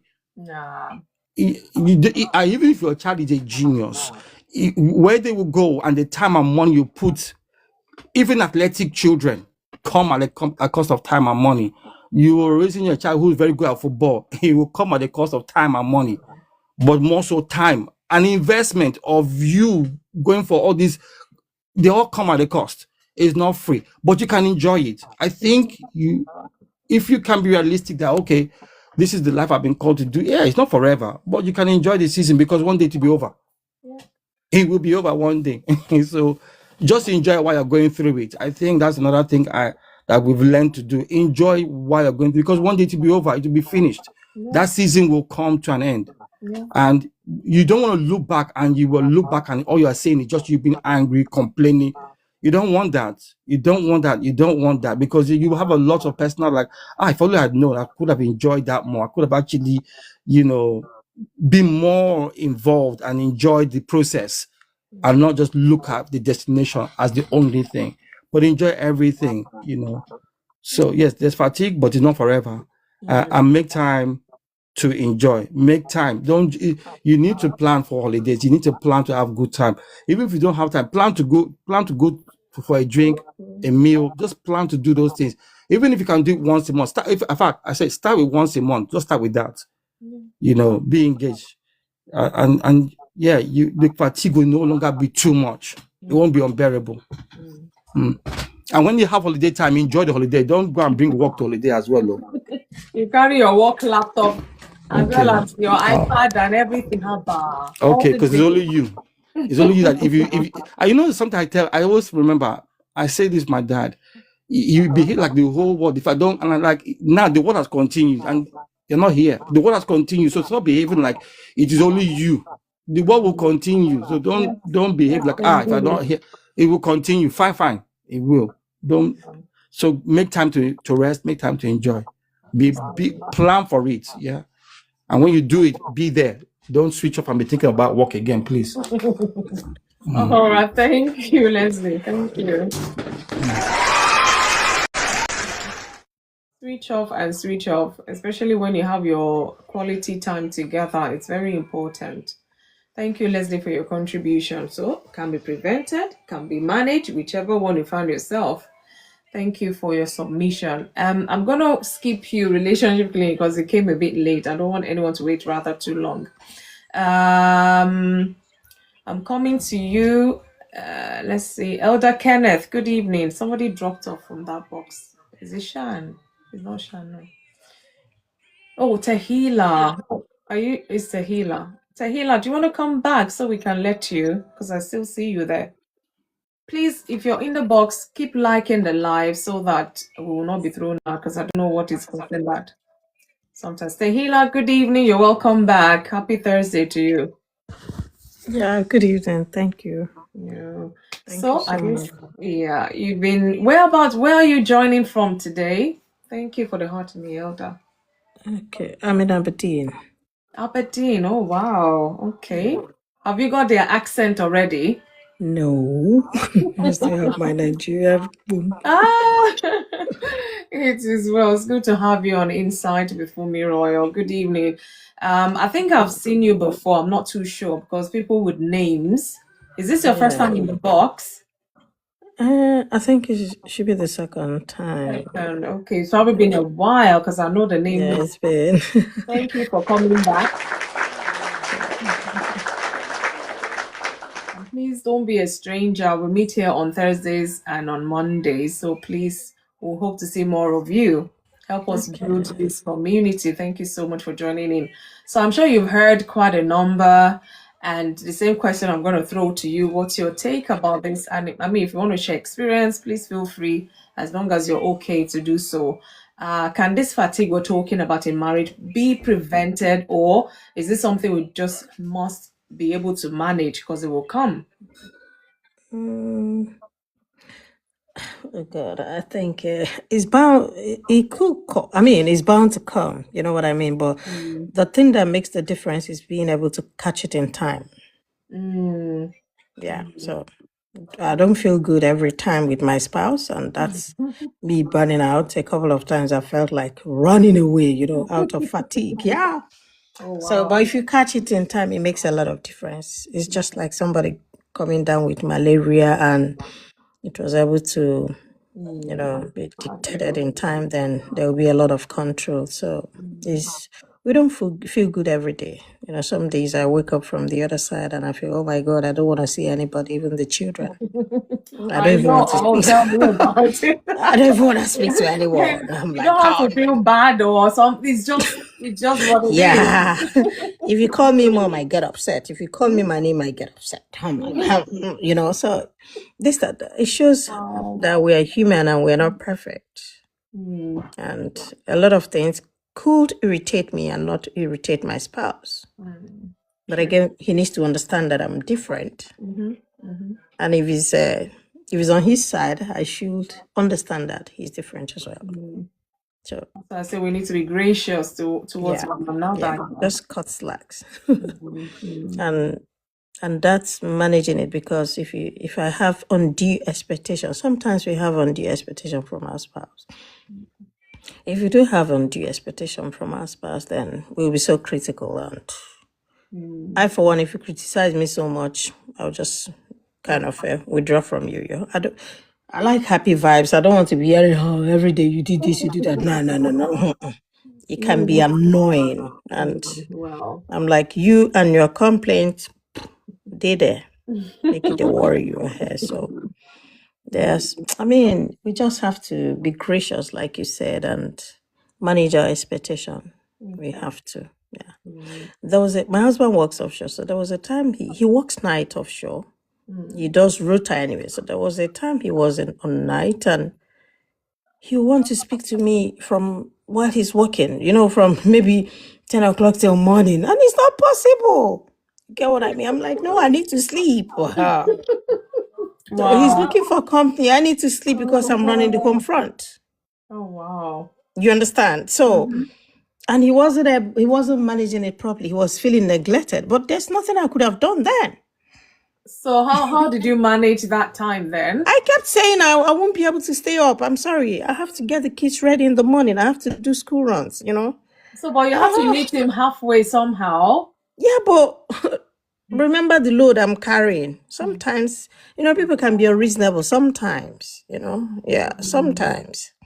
And you have to, I'm sorry, I have to put my feet down and said, see, 10 o'clock, I buy all calls.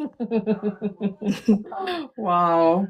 Yeah, because I have to, I told you I have 4 children. And the man, do this, do that. This person, you drop kids, or you get back to work. I mean, you get what I mean? So A lot, of course. if you don't do it, then I'm gonna burn out. And that's he'll be called from offshore. He'll be back home if it happens. If I break down, he's gonna come back. That's So which one do you want? one? So that's just it. I mean, we just have to. For me, I manage my expectation from people around me and know that they are human and they have their own need. that he needs to be met, and that doesn't mean I can't shift ground. I do, but I don't want to sound selfish You that look I out put. for you as well, of course. Yeah. Oh yeah. Oh yeah. Because You. you know what happens when a mom is not is sick in the home. Oh my goodness. Exactly. It's So like everything everybody. turns back. Oh Exactly. my goodness, please. In fact, when I'm sensing something, I'm like, hey Lord. Okay. That was even before. Now that they've all grown up, I mean, Mm-hmm. there's only so much. But for me, I can't even afford to be ill or something, you know. Thank you. But then, in fact, at some point, maybe you have four, I have four. There was one time that between the second and third is almost 7 years gap.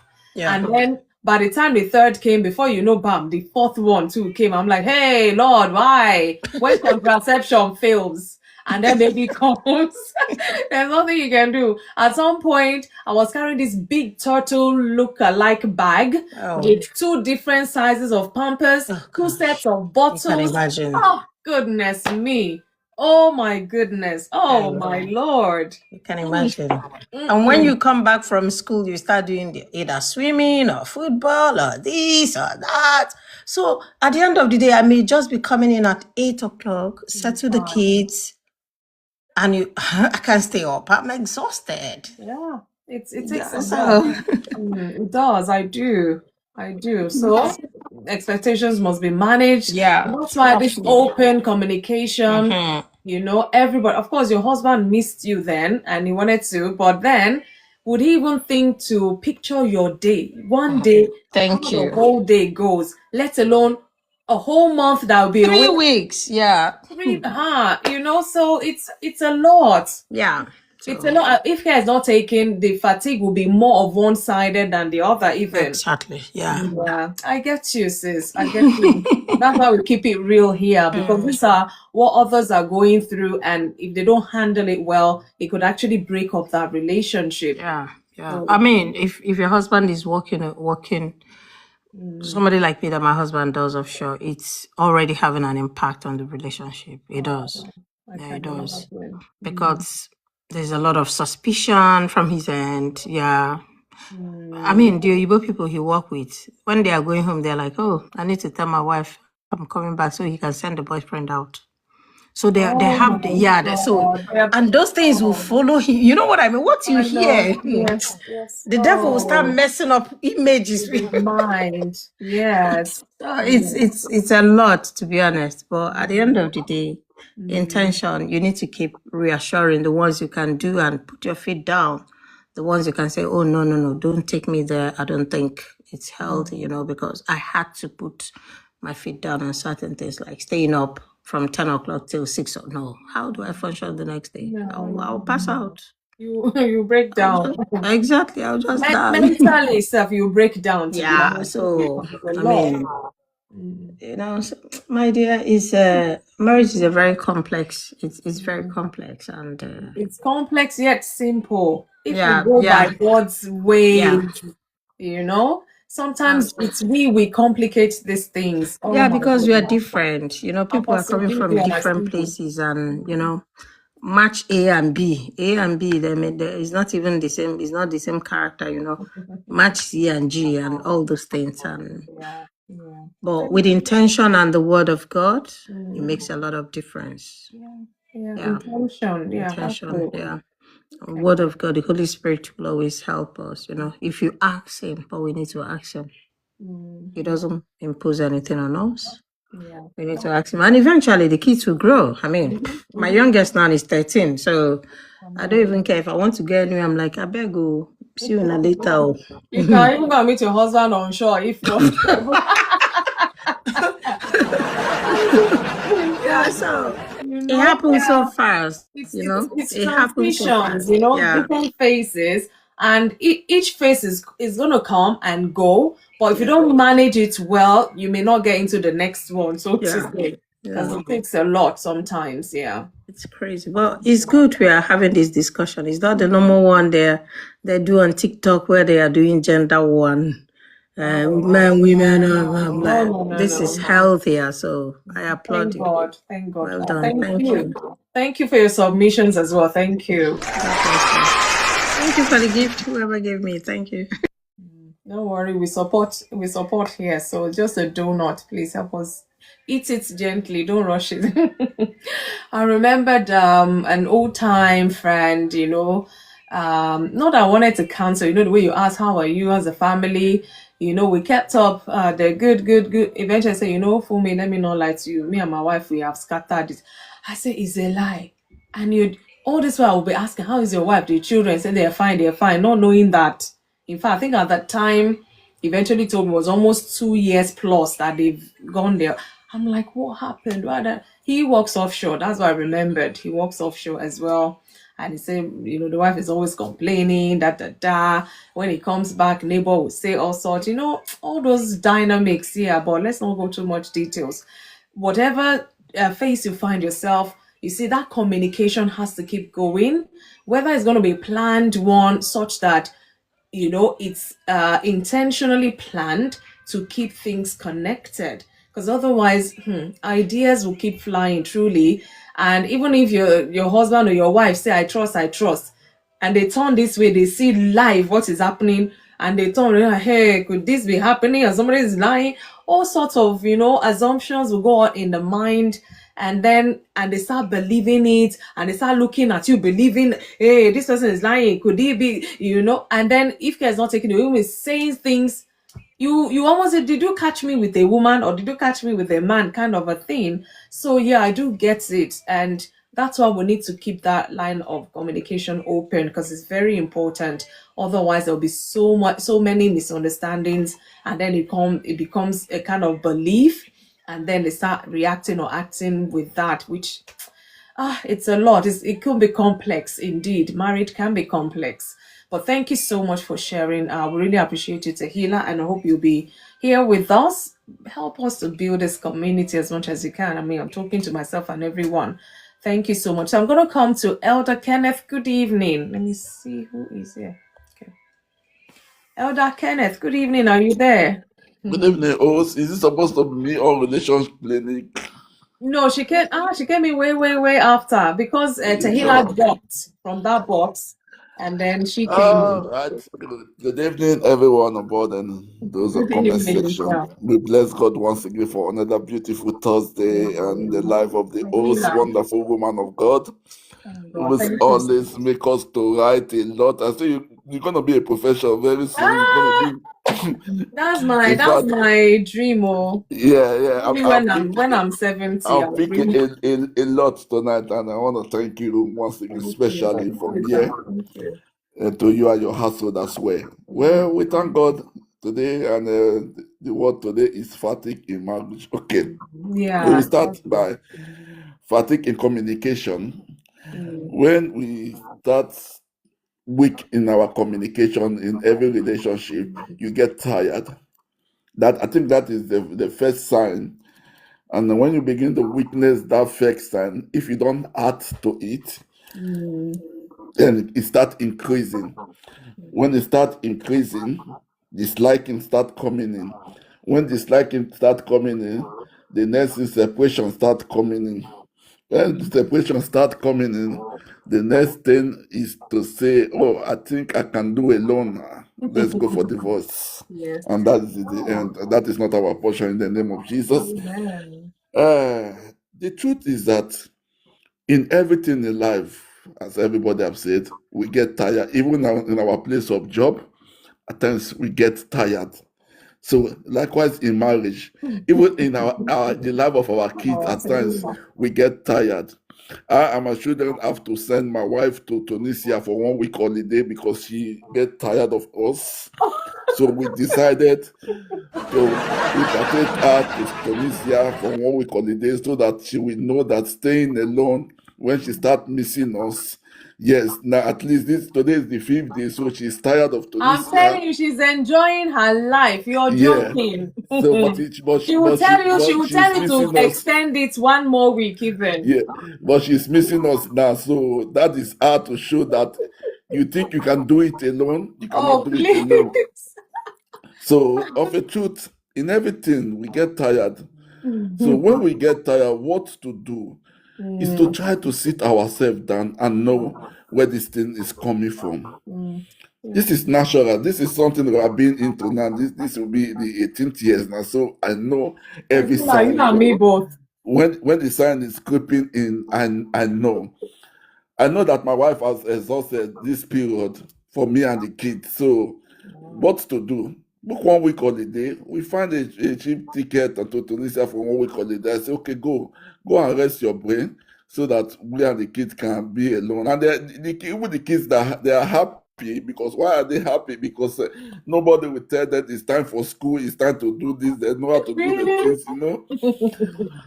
So Yeah.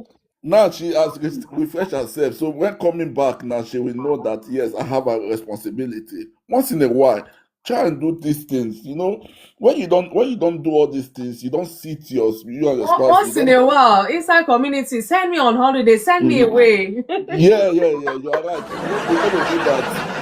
In this cycle, we're gonna do that. Want to send you and your husband to a vacation for the wonderful At work. least Oga Leslie and I think Bariton, they're going to bail me out in the summer. They are the one organizing our first face-to-face meet by the grace of God. So you can imagine. That's So I don't have to come and do inside and go and be cooking for us again. You see? God bless you, Oga Leslie.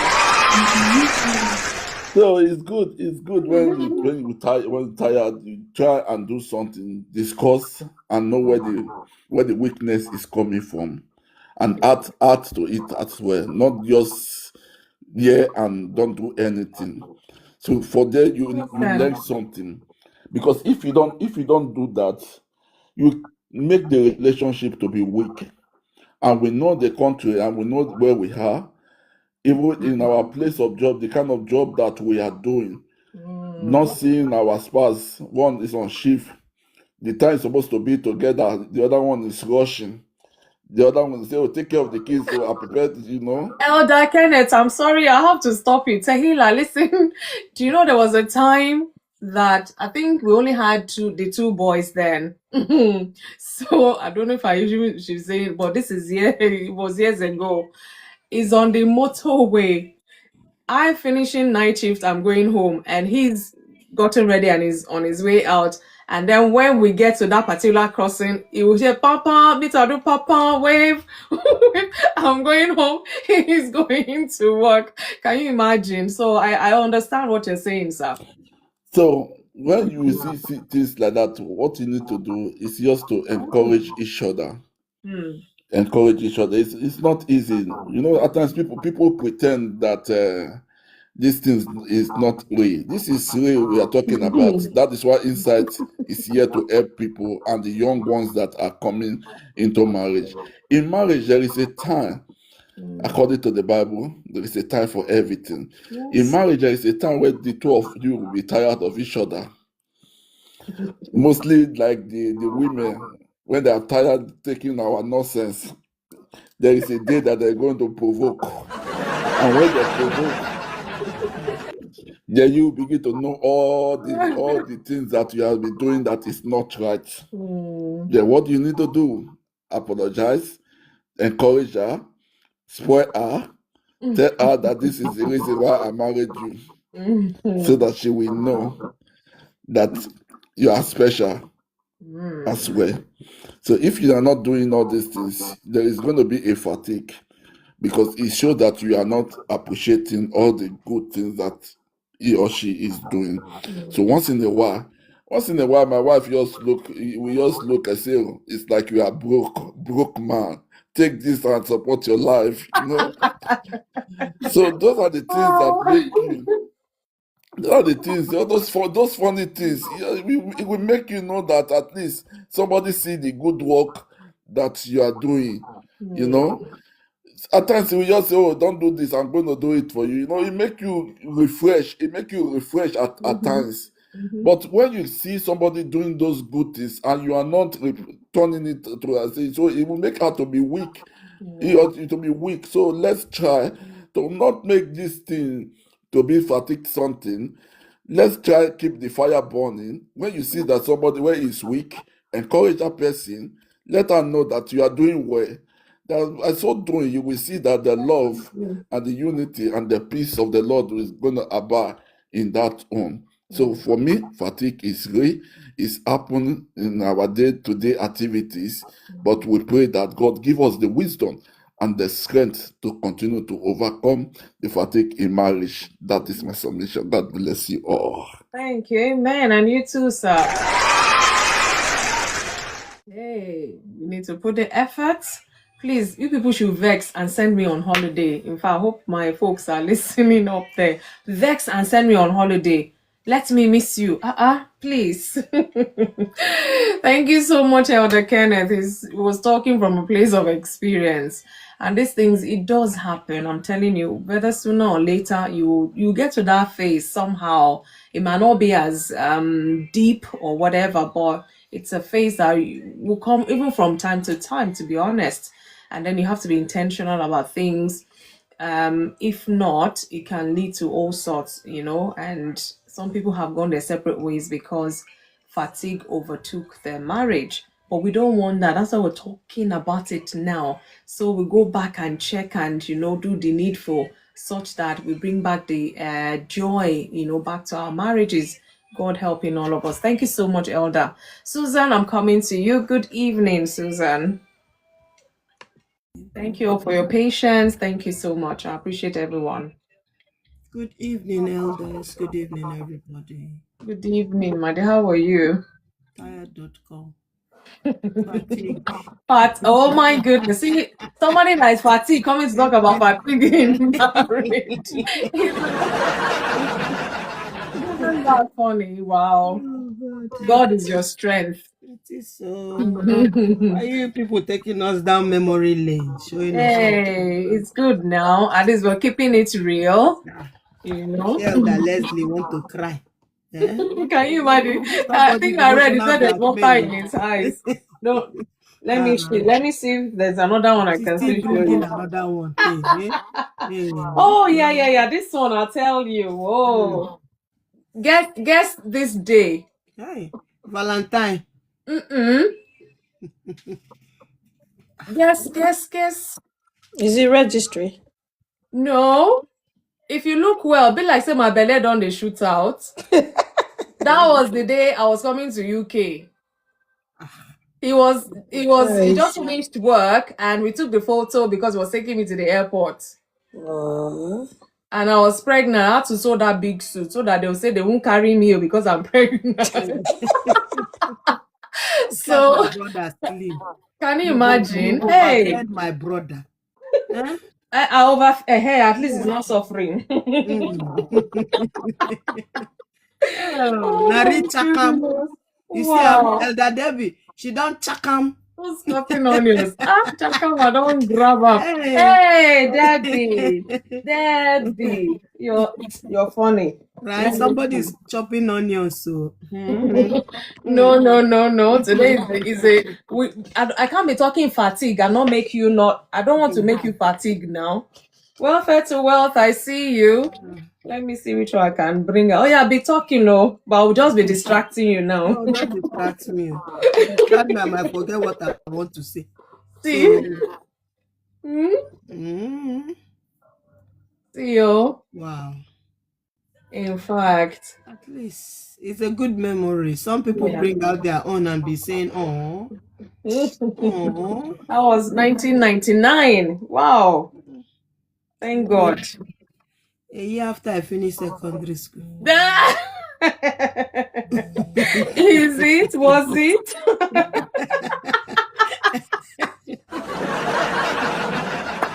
Can you imagine? Oh my goodness. So you should be kneeling down and be greeting me now. Don't think because I'm this Janjala person now. Don't try me. I'll be dobale now from what I see you in church. Just dobale straight. I don't think my boys have seen this photo. If they see it, they say, "Mom, throw it away." See the chair self. Oh my God. That means you married early. I was 23, sis. Not too well. 23 actually. Yeah. So do the math. I married when I was 23. I've been married for 27 years. You can do the math of my age, yes? All right. We're waiting for the celebration. Don't worry. Hey, it is well. Thank God for life. Just call us. Well, we're ever ready. Hey, me, I know they do party, oh, sis. That one concern I know they do party, you. oh. Yeah, so okay, so no more distraction. Let Susan speak. Thank No. you.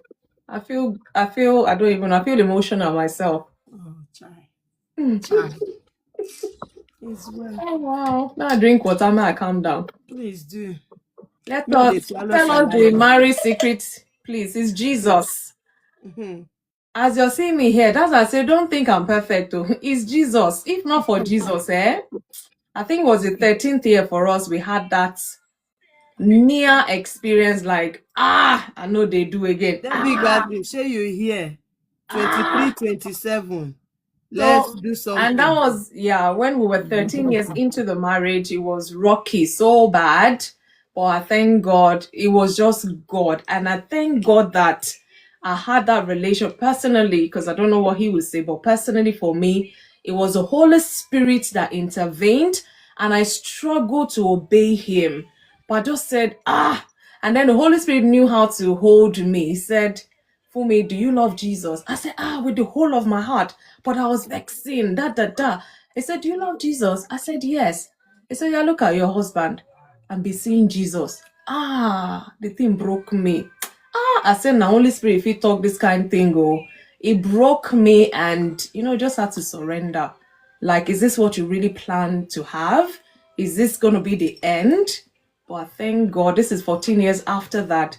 Now we're celebrating 27. In fact, we celebrated 27 in February. So I give God the glory. It was tough, man. Yeah, it's the Holy Spirit. That's my secret. I'm telling you. So many things. Not that church will teach you certain things, but for me personally, I can say it's the Holy Spirit, because there's some things I will even say, Holy Spirit, this is cheating. Holy Spirit, this is not fair. But He knows that you just have to obey. He needs one of you to hear and do on behalf of both of you until He arrests the other person. So sometimes, as they say, you have to be the bigger person, even though you're the one that will have to bring yourself even lower sometimes. Like I said, this is mine. If he sat here and I don't know what he would say, but for me, and I'm a preacher of this, be Holy Ghost-cated. Tehila, help me put it on there. Be Holy Ghost-cated. Be Fumi, did you say 1997 or 1998? I got married. 99. 1999, okay. Yeah? Why? Mathematics. I made it simple. I said I got married when I was 23, and my marriage is now 27. So do the math. To hear me, to you.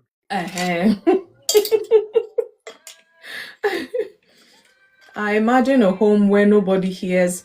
Someone outside will surely play God in that home. There's a whole lot that goes on, to be honest.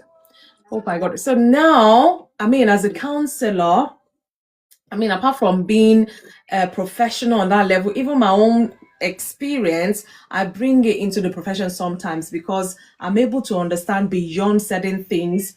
And I remember this particular couple. Sorry, Susan, you speak.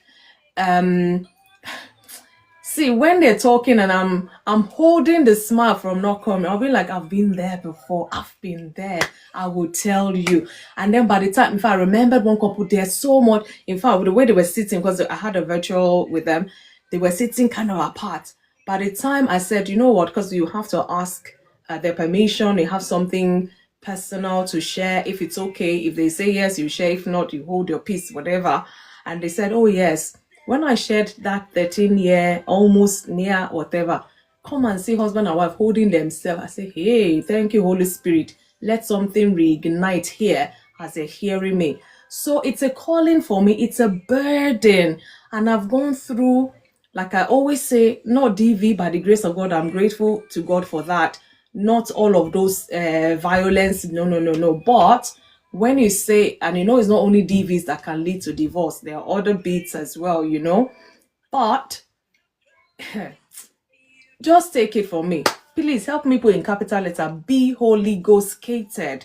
Because there are certain things that, especially in the heat of the moment, you are gone. In your mind, it's like you're gone. It will take the Holy Spirit to remind you the reason you're in that relationship.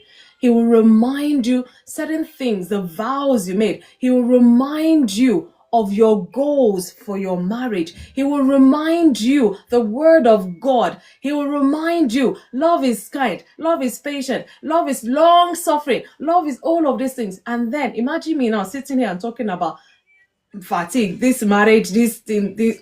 I say, God, why? But then I had to go through certain things myself to come out. That's why it's not like when people are sharing their problems, it's not like I don't feel empathy or whatever, but because I've been there before, and if I'm still standing, I believe strongly that you will stand if you're ready to put in the work. If you're ready to put in the work, because that's the most important thing. Holy Spirit can tell you what to do, but if you're still at loggerheads, if you're still prideful and all of that, whatever, as you make your bed, so you will lie in it. Let me let Susan talk. Thank you, because I see some questions there as well. Yes, thank you, Tehila. Be Holy Ghost catered.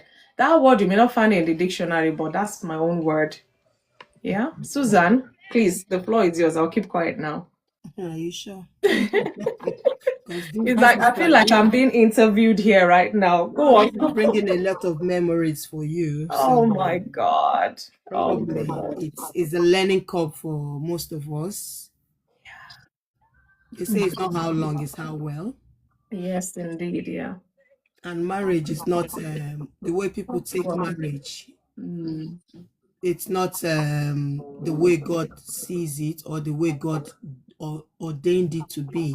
It's a covenant, and the people take it as a contract, which is very bad.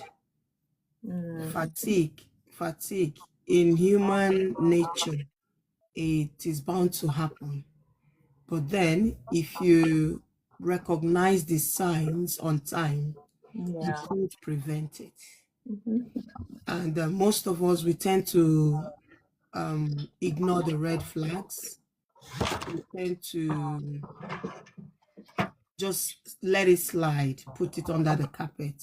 And at the end of the day, it now becomes a big mole. And then a lot of things will just go wrong. And sometimes it's not just both couples that causes this fatigue. Hold on a minute.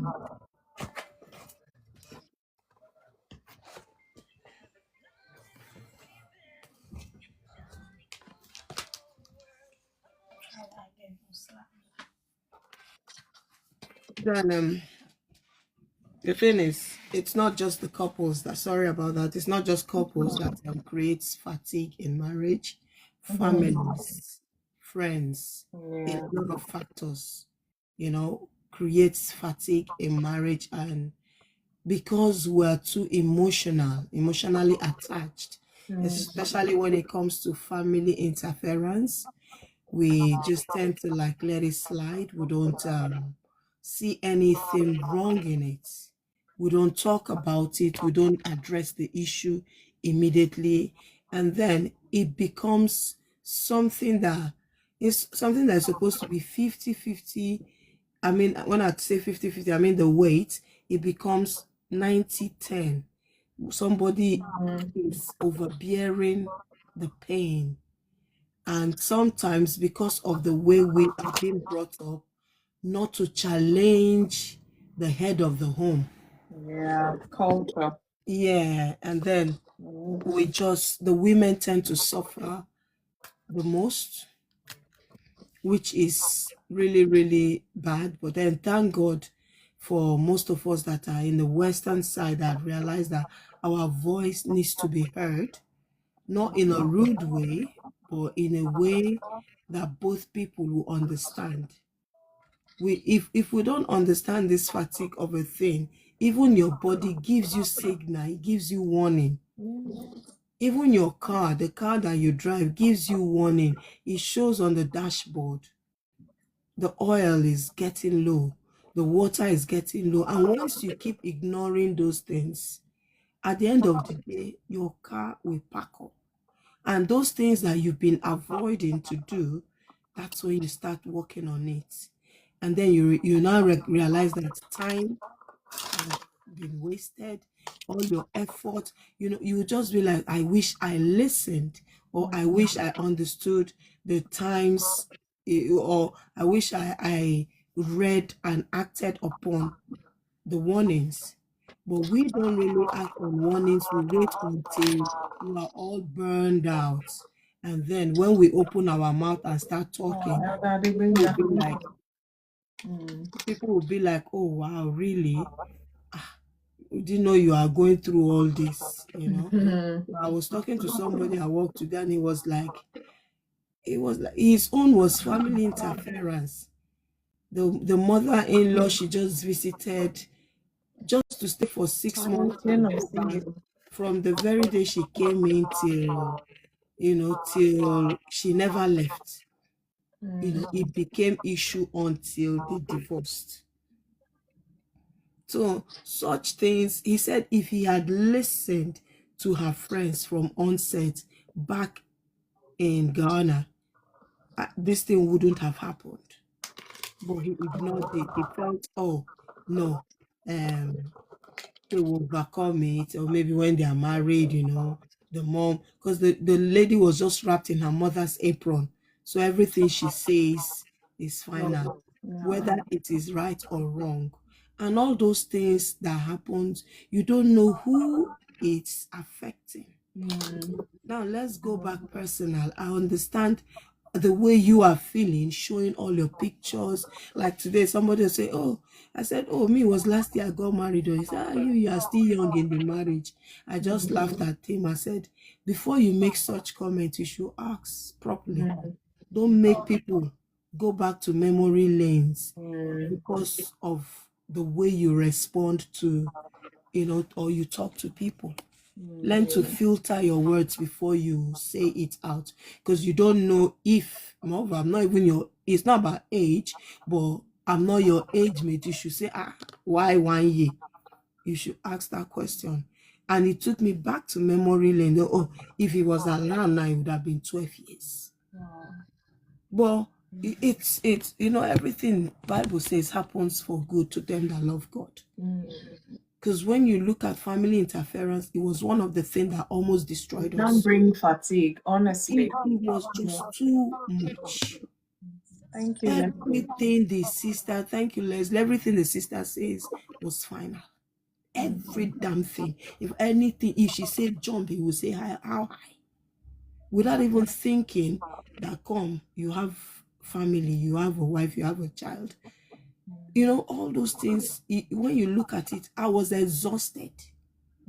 But because I'm this kind of smiley type, people didn't know what was going on. You see me smiling outside, you're like, oh, wow, this girl. And when you see him outside, Susan, you're very lucky. I'll just smile. I will smile. I said, if only you know. Because we're scared of what will people say. What will the family say? What will this one say? We're so concerned about what people say, and we take fatigue as a norm, which is not good. It's not healthy at all. It's not really healthy. And it gets to a point that you just look at it. Even when you want to decide to leave, one thing will still tell you, no, stay small, stay small. And you're wondering, what are they stay for? What am I staying for? Sometimes this fatigue can lead you to a place of no return. So we need to recognize the warning signs so quick. Stop shoving things under the carpet. It happens now, you deal with it. Don't sleep over it. And for the Bible to say, don't let the sun go down. I see you.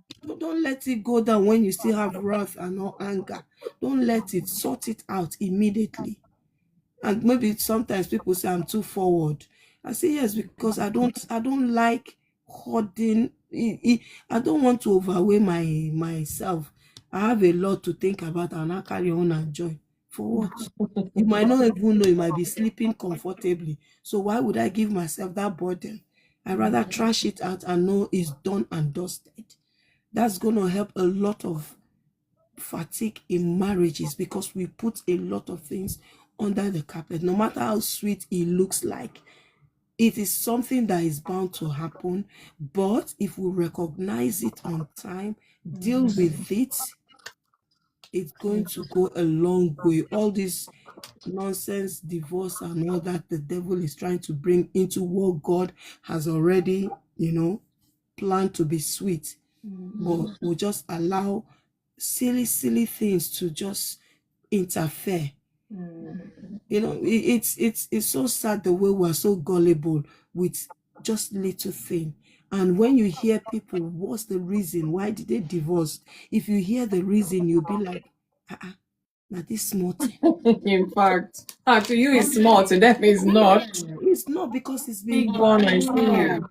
It's been piling and piling. So one of my friends said for 25 years, and it just went to her. I said, just like that. 25 years. So what are you people looking for outside? 25 years. She said there's a lot going on. I said, I get it. I get it. But you know what? Did you not try? I think Some people, even no matter how they try, because that seed has already been deposited. There is no how you can try.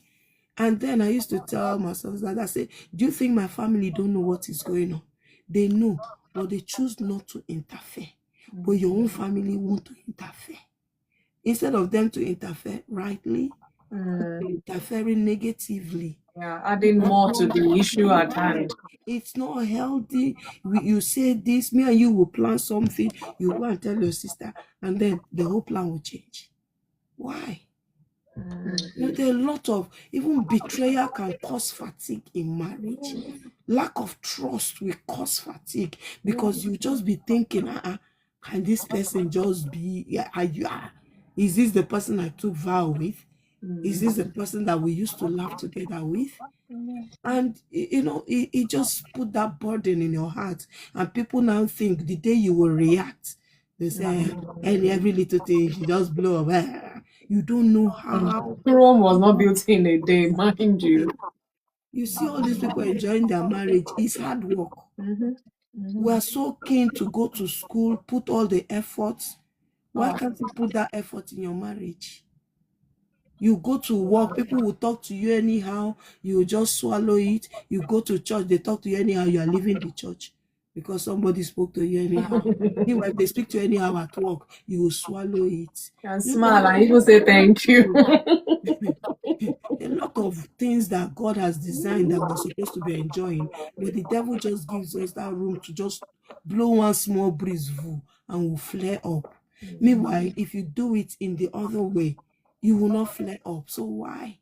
Why do you flare up in the things of the Lord? The things the Lord wants you to enjoy. Every little thing, you just flare up like that. Marriage that you're supposed to enjoy. Small thing, you just, and then when they do that to you at work, you just, you're lucky the camera is here. So God is not your camera, be? Just to show you how familiar you are with God. If you take God as the CCTV in your house, anything you're doing, you're like, you're lucky this CCTV is on. What I would have done to you. My mom would tell me, you're a brother that time. She say, if not that you're my brother, I would have killed you. Just to tell you that she has conscience. So if we have conscience in the little things that God has blessed us with, we'll really sit down, work so hard to enjoy it. Some people just want to enjoy. They don't want to work. You just think Rome was built in a day. You want to come to abroad and just have soft landing. Everything is just flowing for you. You don't know that it's hard work that the person that is giving you that soft landing did. Instead of you to appreciate that hard work, then you want to bring your own attitude. You want to start behaving anyhow, start talking to people anyhow because you're here. There's a lot of things that we do. We need to sit down and caution ourselves. Even the words that are being spoken.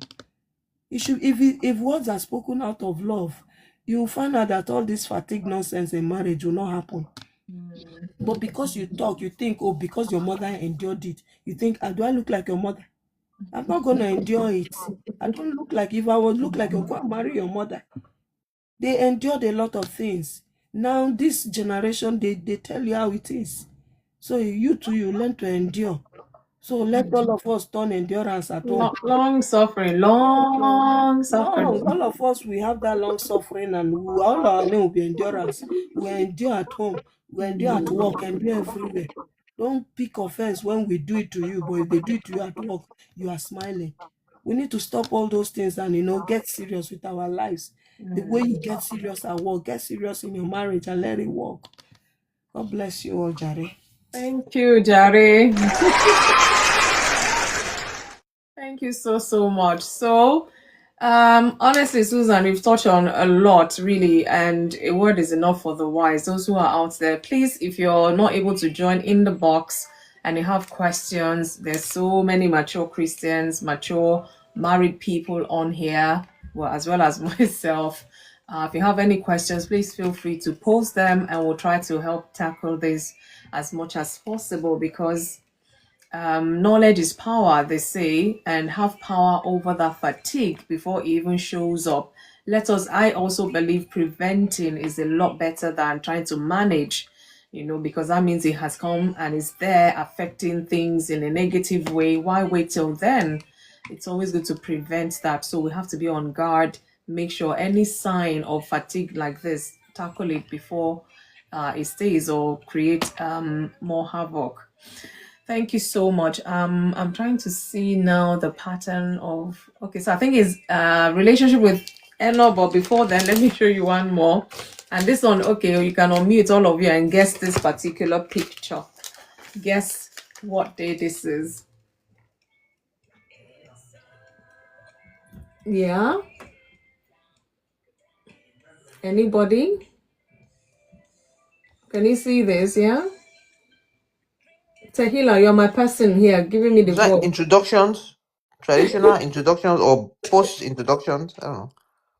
Is it Looks like the first day you took him home? Oh no! It was the first day it started. See, Oh. no, if you look at the oh, side, there's something written on the side there.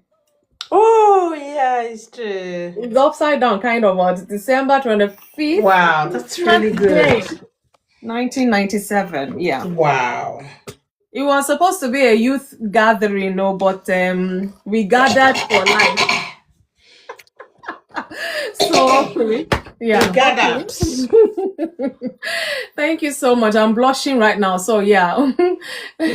Let's go. I'm coming to you now. Eno, let's hear you. Eno, are you there?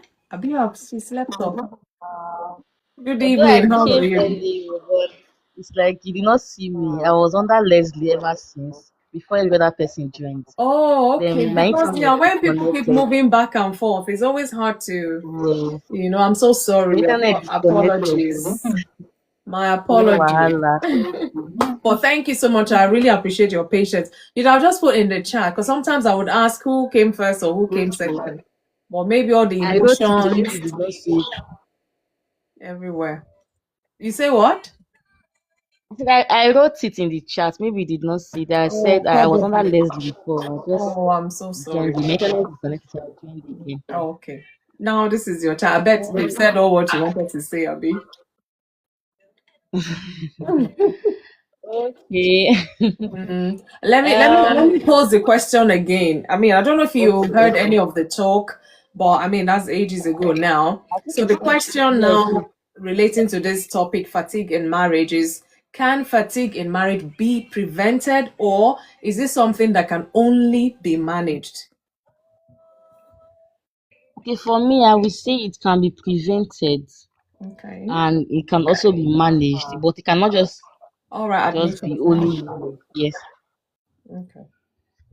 yes. So in some cases, in some marriages, they just have to manage it. Maybe it depends on the season that marriage is, because every marriage has their own season.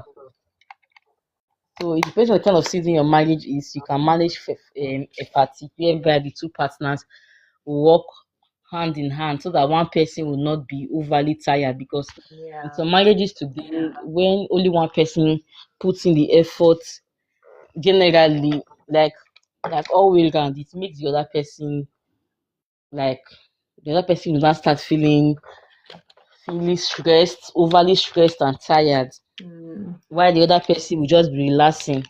It happens in some marriages, and most times, actually, the woman who actually goes through this, she feels so Don't fatigued let the because she men feels come like for us, so no. I said it's actually the women most times. So in most cases, but there are some few cases whereby the man too is also feeling fatigue. In fact, let me not just say most cases, Sha. I'll just say 50-50 because it happens like that. In some marriages, the woman puts in so much effort. She's the cleaner. She's the what do they call it? She's the Nanny. doctor, She's cleaner, she's the the teacher, she's the mechanic, she's the cook, she's the yes. every fact. And the man will just come as the man of the house, just cross his leg, eat. Man of the manor. Some men, their wives will be cooking in the kitchen and going through because some like you'll be sweating so much trying to prepare food.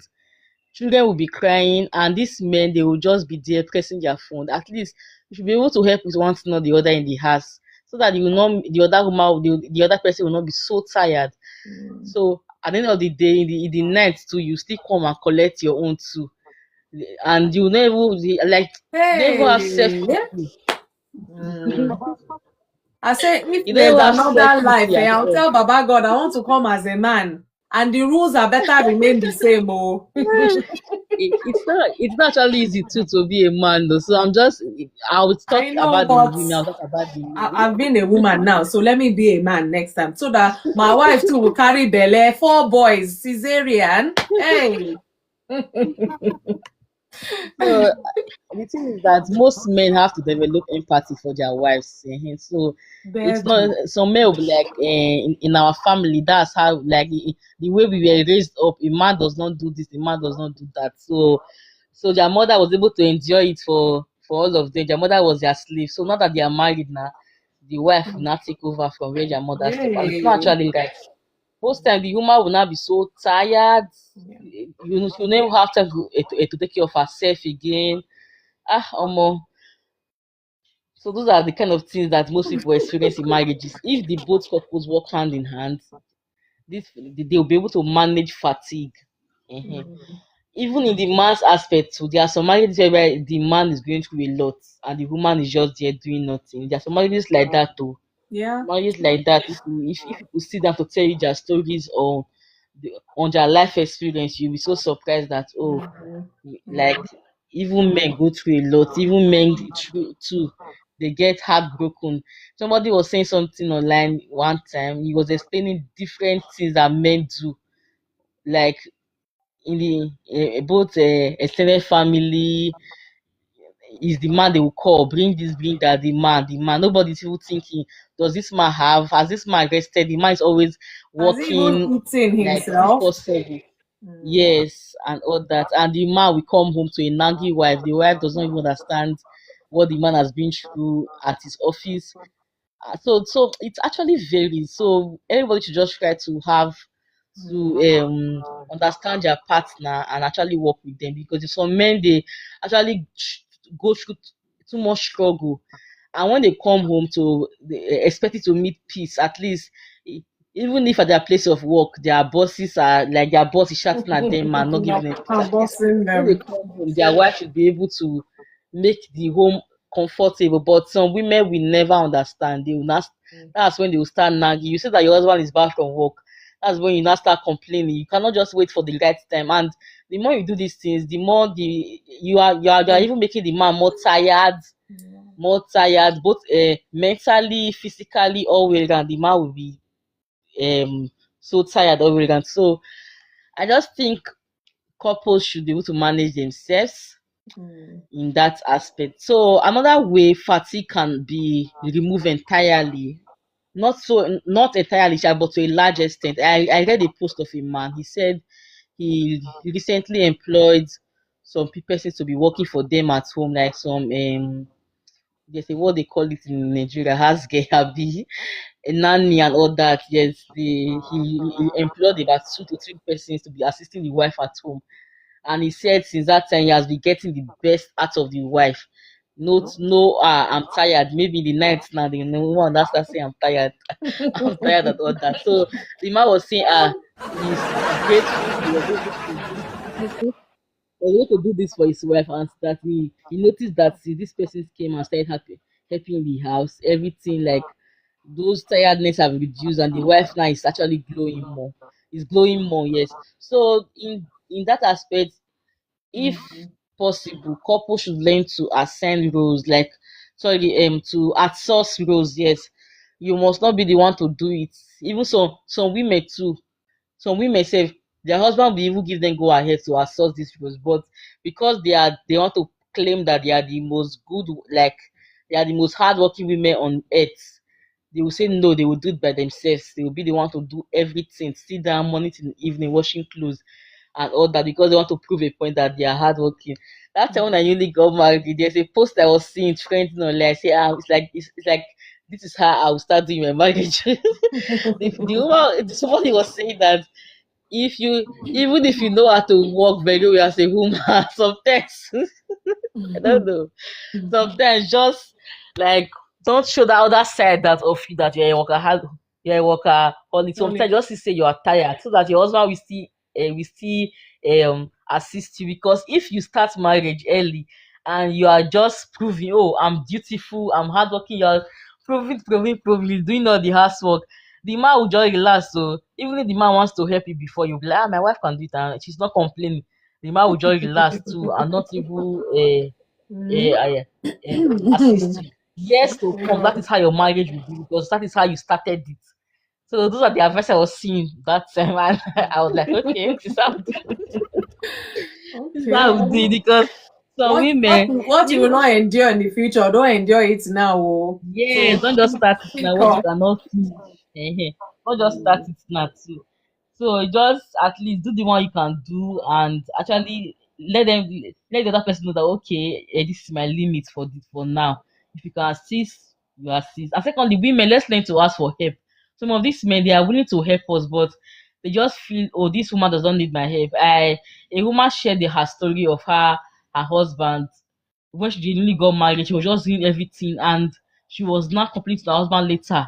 That baby just saw me walking. You cannot able to let me assist you and all that.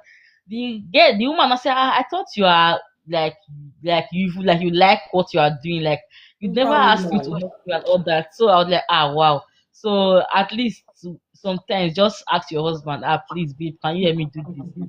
And some of them will be glad to do it. But if you don't ask for help, you just feel that you are the only one that know how to do it best, very well. You cannot do it the way I would do it. In fact, I was having that mindset when I newly gave birth.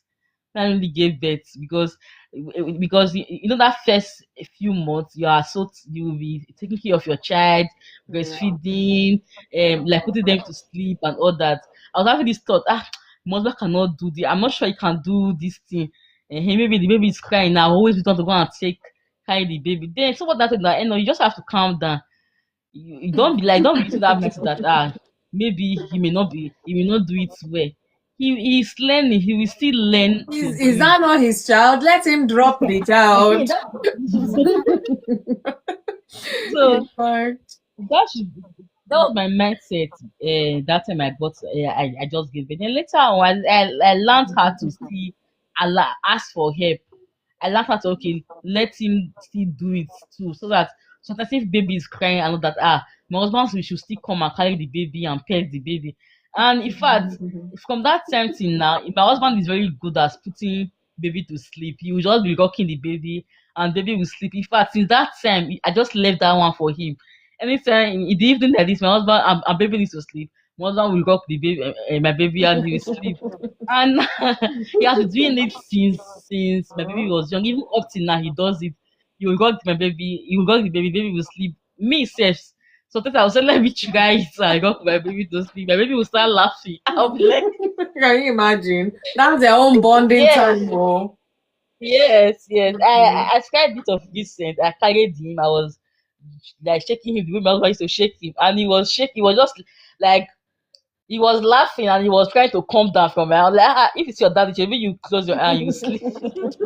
so so that is it. Let's so the conclusion now is that let's try to assist ourselves as husband and wife, both women and like wives assist your husband so that everything will be balanced. That person will not be feeling fatigue. And I love the point Mr. Leslie gave. Go on vacation. I think it's not Mr. Admission, I be Mr. Kenneth that the wife went on vacation. Yeah, Thank God Mr. my Kenneth. husband. Okay, thank God my husband is here now and he's listening to what I'm saying. Take take your Thank wife God, out on though. vacation. Mr. Eno is listening, oh. Oh my God. So And then but he's smiling. last Say, year where did you get these community people now? Huh? It's good. okay, I think Mr. Sorry, this is Madam Debbie said that shouldn't be asked in the first place. Let me see that. Okay, I think okay. Some persons they will not know they have to assist, so you ask them. Some persons are like that. They may not know Of in their mind course, as yeah. she's not complaining, or maybe it's something she likes doing. Some women are like that. They like doing things by themselves. They don't want anybody to assist them because they feel nobody will do it like them. So they just feel nobody will do it like them. So in such cases, you just ask for help Mhm. sometimes. So that is my own take. Thank you. Thank you. Thank you so much for the tips as well. So, again, fatigue in marriage is real, and if it's not controlled or taken care of, it can actually separate husbands and wives. So, we need to be mindful, we need to pay attention, we need to be alert, such that it does not come and steal our peace, our joy. So it's on the husband, on the wife to make sure that this does not stay in their marriage. So if it has come to stay, it's on both of them, not one party. Maybe more one-sided than the other, whatever. It takes two to tango. So it takes two of you to make sure that this is rectified as well. God helping you if you allow God in. Anyways, thank you so much, Enoch, for that. So I'm going to come to you, relationship clinic. Sorry, I say relationship. See, you're still in my head right now. Welfare to wealth. I think you're the last person in the box to speak. Thank you so much for joining. Says good evening, happy Thursday. You're welcome. We are talking our marriage talk today. Yes. Hello. How are you? Good I'm to see fine. you. Good evening, everybody. Mhm. Yes. Yeah. So we're talking Amazing. about this fatigue in marriage. I'm sure you've heard a few contributions here and there. So it's still the same question. Can this fatigue in marriage be prevented, or it's something that can only be managed? Or if you have any other perspective you want us to share. Of course, most things. Well, most things can be prevented in life. Most most mishaps, not all, but I think most mishaps can be prevented. In terms of the choices that we make, planning, intentionality. Oh yes, in the context of marriage, it's not different. Marriages that healthy marriages that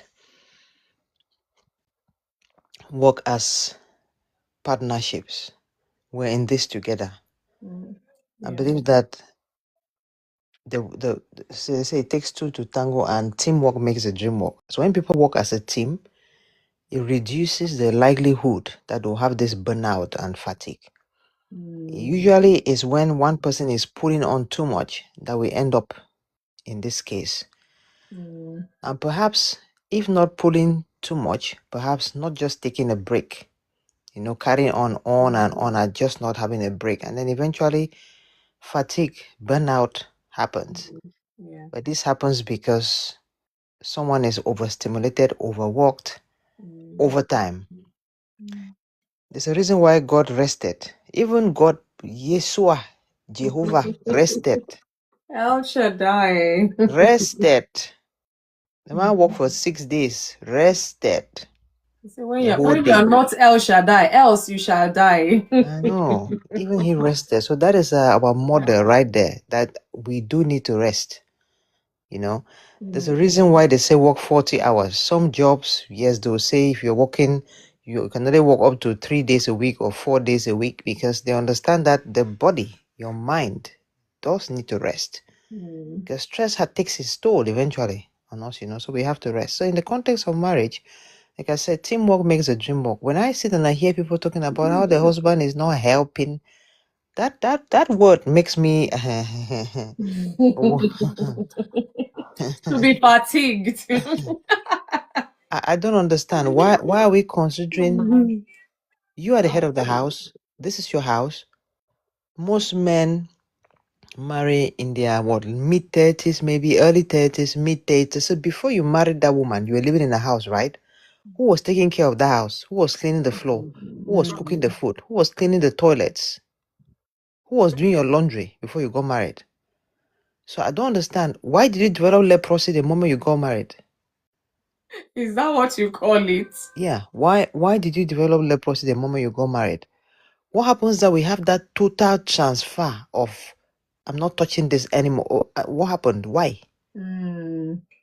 And you see, the reason why a man can come and be pressing phone like women would describe while somebody is walking like an octopus is because you don't care. You have no care whatsoever, no empathy whatsoever. And it's because you minimize what that other person is doing. The fundamental thing in your mind is because you feel that you're doing more than they are doing. So you're minimizing whatever she's doing in the house there because you feel like what I'm doing is more than what you are doing. That is a fundamental reason why somebody is able to sit down there and watch another person walk like an octopus. Because you're not going in like a team. You're going in like more like, oh, I'm the prize, or I'm doing you a favor, or I'm the man, all that yada yada. And over time, people's backs hit the wall. If your back doesn't hit the wall, God forbid, you're not the one that fell. How many times have you heard slumped? How many times have we heard Oh my slumped? God. Uncountable times. Slumped. Bus stop slumped. Shower slumped. Was just walking slumped. How many times? If we start having the mindset of that, this thing is a team, me and you. It's a team, me and you. It is me, you versus whatever that is happening out there. So before coming home, you check. I know you've been busy. Were you able to go out to the supermarket? Is there anything in the house I can get? You pass in Tesco, you buy that milk, buy that bread, buy that pasta, whatever needs to be bought, so that she doesn't have to go out to do it. You come back home, children are running left, right, and center. You want to go and sit and press phone. Instead of saying your mommy is busy, now come. You tell me about school. Come, let me do that homework that we have to do. Come, let's go and have a shower. No. You sit down there, you're pressing phone in the name of you are a man. Please, can we just stop? When women start complaining now, oh, are you talking to me now because we're in England? If we're in Africa, you're going to talk to me like that. You move away from the fact, from the things that they are saying. You move away from the cry for I'm exhausted, I'm overwhelmed. You don't see that. You start talking about you're talking to me now because you have a nursing job. You're talking to me now because we're in the West. You completely move away from what this person is saying. I am tired. I need some help. I'm overwhelmed. No, you don't hear that. Yeah. You're talking about nursing job. You're talking about the fact that we're in Europe. If we are all seeing ourselves like a team, you will not get into the house and you see somebody struggling and you sit down and you're pressing phone. You're just wicked. You're wicked. There's a one who said on TikTok the other day talking how it's a Saturday. The woman has scrubbed all the 3 toilets in the house. I was just looking at him. Do you know what it means to scrub a toilet and bathroom? Oh my God. Have you scrubbed one toilet in the house? You sit on TikTok with your, God forbid, I don't want to use the word here, they should not close us down. And you are talking how the woman has cleaned the 3 toilets. Since morning, she has cleaned all the 3 toilets. She's now in the kitchen. You're on TikTok talking how a woman has cleaned 3 toilets on a Saturday morning because it's her job, right? And you are a man. May children's path will never cross some of these kind of people. Pray for your daughters that their path should not cross some of these kind of people. But that said, how do men or women get to their adulthood and they are misbehaving? Where did they learn it from? It's back to parents, isn't it? It's back to who raised them, isn't it? Because that boy is probably doing exactly what he saw his dad do, correct? Probably. If his dad had leprosy, doesn't touch plate in the house, guess what? Most likely he's going to have leprosy as well. Can't wash plates because I've got leprosy. And I'm asking that you got married at 32, 35. You had your own house. Who was washing the plates before you got married? Good Who was doing your laundry before you got married? Who was cleaning your bathroom before you got married? Can somebody please tell me where that shift of power has happened? Again, I'm not saying, yes, there's gender roles. I'm not denying that there are no gender roles. But I'd rather go in with teamwork. I'd rather come from teamwork. We're a team. And how is it okay that on a Saturday morning you're okay to sit in the house and let this woman do manual work and clean, scrub 3 bedrooms? What are you doing in the time when she's scrubbing 3 bedrooms? I'm assuming this happens once a week. So every Saturday morning the woman is scrubbing 3 bedrooms. What the heck are you doing? Are you helping with the children in that time? Are you perhaps cleaning the car outside? What is it that you are doing in that time when she's scrubbing 3 bedrooms? You're on TikTok live, telling us how the wife is scrubbing 3 bedrooms because you're the man, you're the prize, you have a penis. Excuse me. Can we just stop? If you are going into marriage, one person thinking that they're doing another person a favor, or one person thinks that they are the better party, or one person thinks that their contribution is more valuable to this union, we're going to end up in fatigue. That's where we're headed. As my those men don't even know sex. You don't even know tatata. A lot of women are going without orgasm. A lot of women are in those marriages, no orgasm whatsoever. You don't even know what you're doing. So are you? You be doing head of the house. Head of the house, woman doesn't know orgasm. Please, don't get me started. You started already, sis. My goodness, please. Fire The Bible says that one will chase 1,000 and two will chase tens and tens of thousands.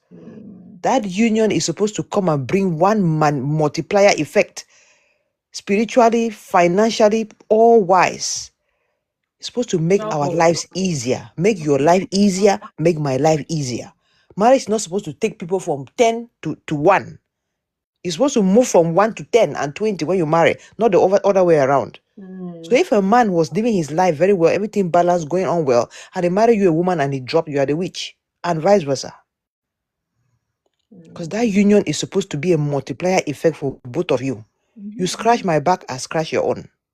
That's how it's supposed to be. We're having shower together. As my hand cannot reach that place in my back, you are scratching. The same, your own hand cannot reach that place in your back. Me too, I'm there to scratch for you. That is the whole point. You won't sit on TikTok and let me scrub 3 toilets because you are the man. Please. Women will be working, will do a manual, whether it's a shift, come back and cook. Then after that, they are doing homework. Then after that, they have to do ironing. Then after that, they have to come and get. Please now, please. When slavery stopped now, it stopped. Oh, ages ago. And then when it even goes to the tatata, after 2 minutes, you've come. You leave her there. Because she cannot release, Abby. It's only you that can release because you are the man. Please, let's just stop this thing. Before I go, let me talk to churches. Churches, you people have come and put the salt and the pepper and the vinegar into the soup. You spoiled it. Yes, if you're here, you're a man of God, you're listening to me. Churches have spoiled it. Ah, you think so? Yes. No, Churches sorry. have spoiled a lot of things. Because the problem with the church is that a lot of you churches only know how to quote submission part. Wife submit. You skip all the part, the hierarchy. From man submit, you skip all of that and go down to that verse under there. Wife submit. And because of that, churches, families, they are not holding men to account. Guess what? You can't be telling us like a church that the man is the head, and you're busy telling the woman how to manage the marriage. Don't you see anything wrong with that? You should be telling the head how to manage to manage the marriage, not the woman, because the woman is not the head. So how are we telling women how to be submissive and we're allowing the men to carry on anyhow? Culture. It's culture. That's culture. How? The way my father raised us, if you are head of this house, you own this house, you should know where the electric meter is, You should know where the tap, the what do they call it, the water meter, the tap meter. You should know whether you have attic or roof or whatever is happening up there. The foundation stone, cornerstones, you should know where everything is. So if somebody was to walk through the house and say, where is the electric meter? Head of the house knows where it is. If somebody was to ask, where is the water something meter? Head of the house knows where it is. Head of the house knows how much electricity costs in this house. Head of the house knows how much council tax costs. Head of the house knows how much we spend on food and fuel in this house. Head of the house knows every detail. Then head of the house delegates. Head of the house cannot be and not know nothing and be calling himself head of the house. That is a problem that we have here. You go to school, it is women attending parent meeting, teacher meeting, or whatnot. The other day I was speaking to a gentleman. There's the year nines. One of my sons is in year 9. They're doing this Duke of Edinburgh something now. They had a Zoom meeting for parents talking about the process, when it was going to start, the things that we need to buy, rucksacks and all of these kind of shoes to wear, all of that. They said we're going to send that. So they've grouped the children into groups. I think there are 6 or 7 in each group. So they are suggesting that the group should come together because they have to decide what meals they will prepare, and then they have to split the ingredients between them to know who is buying what against the meal. So I contacted one of the parents that I knew that the son is in the same group with my son, and I said, they've done this this thing, this was going on. Yes, the children should take charge, but can we at least supervise to be sure that, because they have to carry everything, if they forget their food, there's trouble. They're going to be 2-3 days away on this thing, so we can't afford for them to get it wrong. This guy said, what am I talking about? I say, oh, excuse me. I wrote D of Edinburgh. Yeah, he said, don't understand what I'm talking about. I first thought it was a joke. I said, you're kidding, right? Ha ha ha. I said, I'm talking about the Duke of Edinburgh program. He still say, don't know what I'm talking about. Shoo, say it.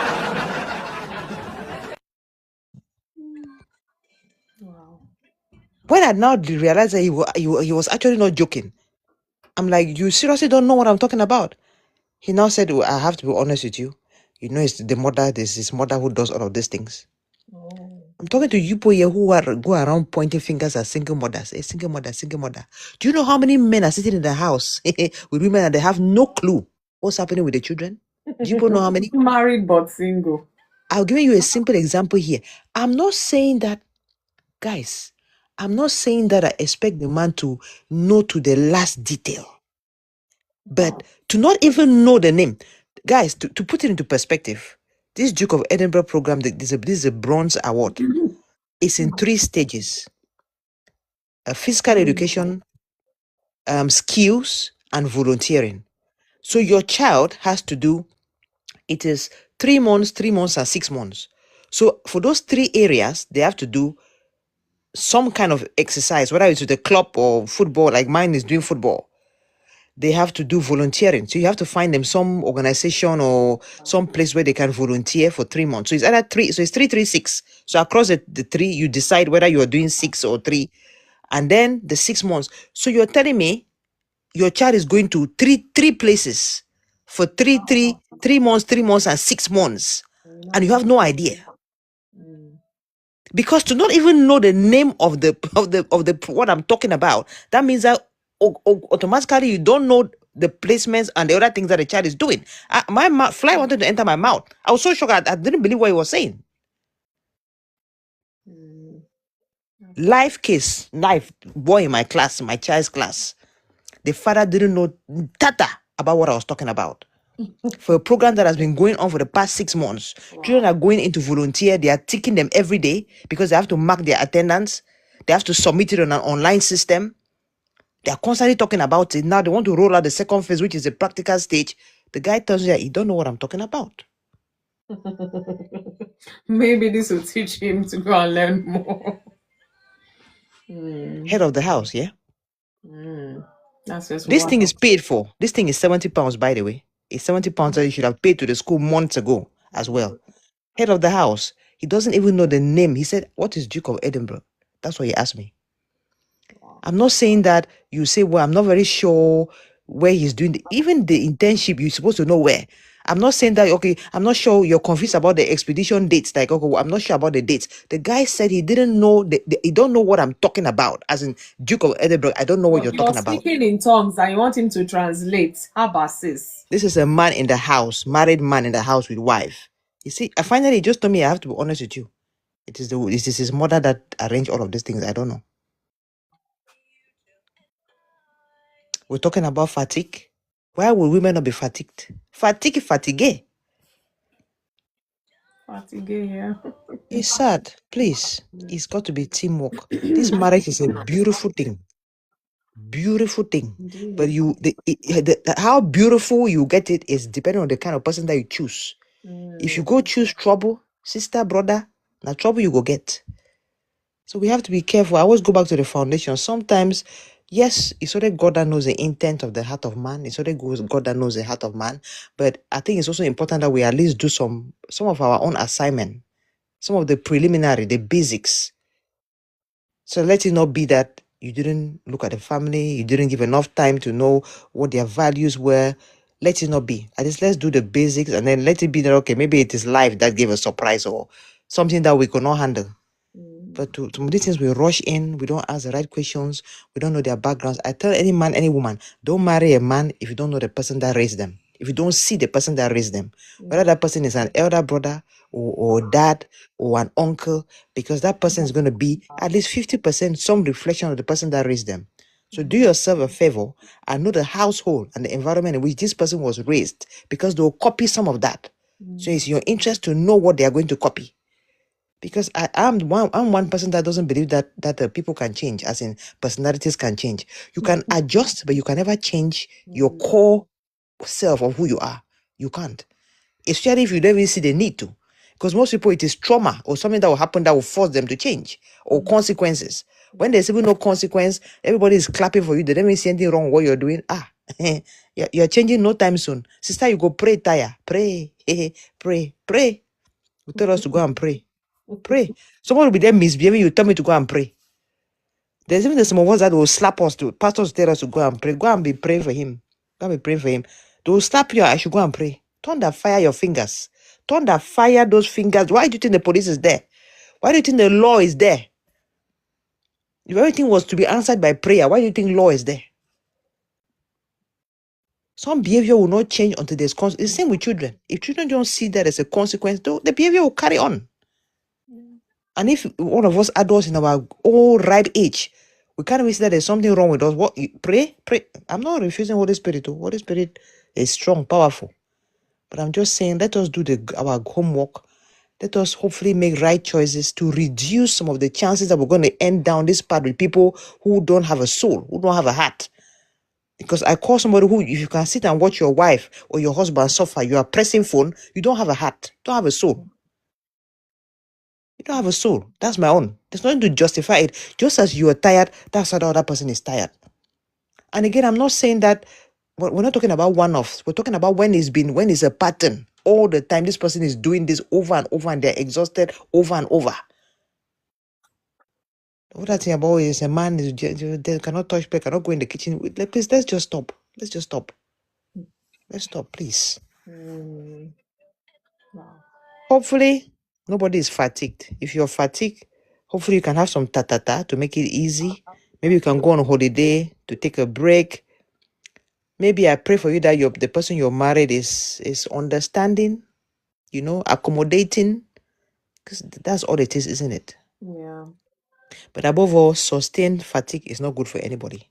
It's not. So whatever that can help to take you out of that stage, if you are in there, the sooner the better, because otherwise there's other consequences that will follow. Health-wise, spiritual-wise. We don't want people slumming, Let's try and Mentally. give ourselves that break. Yeah, and mentally as well. Yeah. But the beauty is that two are actually supposed. This is the beauty of marriage. You actually have your own special person. The whole point is to make life easy for both of Oh you. my That is the goodness. whole point. Oh my goodness. Thank you for That's the saying whole that. point. Thank you. Thanks. Thank you so much, sis.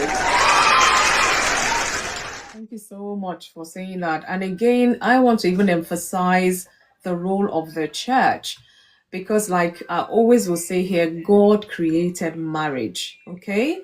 and the offshoot of God's nature and all of that is the church today. And that's why you really have to be mindful of the church you attend. I'm not here to advertise anything, but I thank God for the church I attend, or the ones I've attended in the past. The church matters because you find out that a lot of culture. Thank you so much, Welfare to Wealth, for your submission. Really appreciate that you've even broaden our minds some more. And the church will bring culture into the word of God, and sometimes manipulation comes in, and you find out that even the women that are supposed to be liberated, how about Jesus has died for everybody? Why should anybody be in bondage again? And because of mixed culture with the word, you find out that it's back to square one again, mostly even for women. And I remembered, what year was that? We went for this couples retreat. And it's so funny that, the way they will say, oh, if you've been married for this year, so many years, stand up, this and that. I can't remember how many years we were at that time. And then I remember this woman sitting, because everybody was free. Everybody was there with their husband, with their wives and all of that. And this woman, the speaker got up and then was talking about bedmatics. That was the theme for that segment, bedmatics, I can't forget. And then this woman went into like details and all of that. And I noticed that the woman sitting next to me was uncomfortable. I know this person because she's also from my church at the time, but when you're a minister, sometimes are far, you pray and all of that. But I noticed that this person was uncomfortable. And then it's like when she couldn't hack it anymore, she whispered to me, what is female orgasm? And I want to believe adults are here. And in my mind, I'm like, did I hear what she just asked, or I didn't hear right? I said, like, I pretended like I didn't hear because I wanted to be sure. And then she asked me, and I know that this person has been married not less than 13 years at the time. And she was asking that. Even me, I felt embarrassed for the person. So I now, in fact, the simplest way, because I wasn't expecting such a question, and then they didn't have the the guts or the boldness to ask the speaker or something. I said, the way men would, come and all of that, the women too can. And this woman said, hey, she was surprised. That means for all those 13 years, nothing whatsoever. She's had children. They've all had all their children at the time. So some people don't have a clue.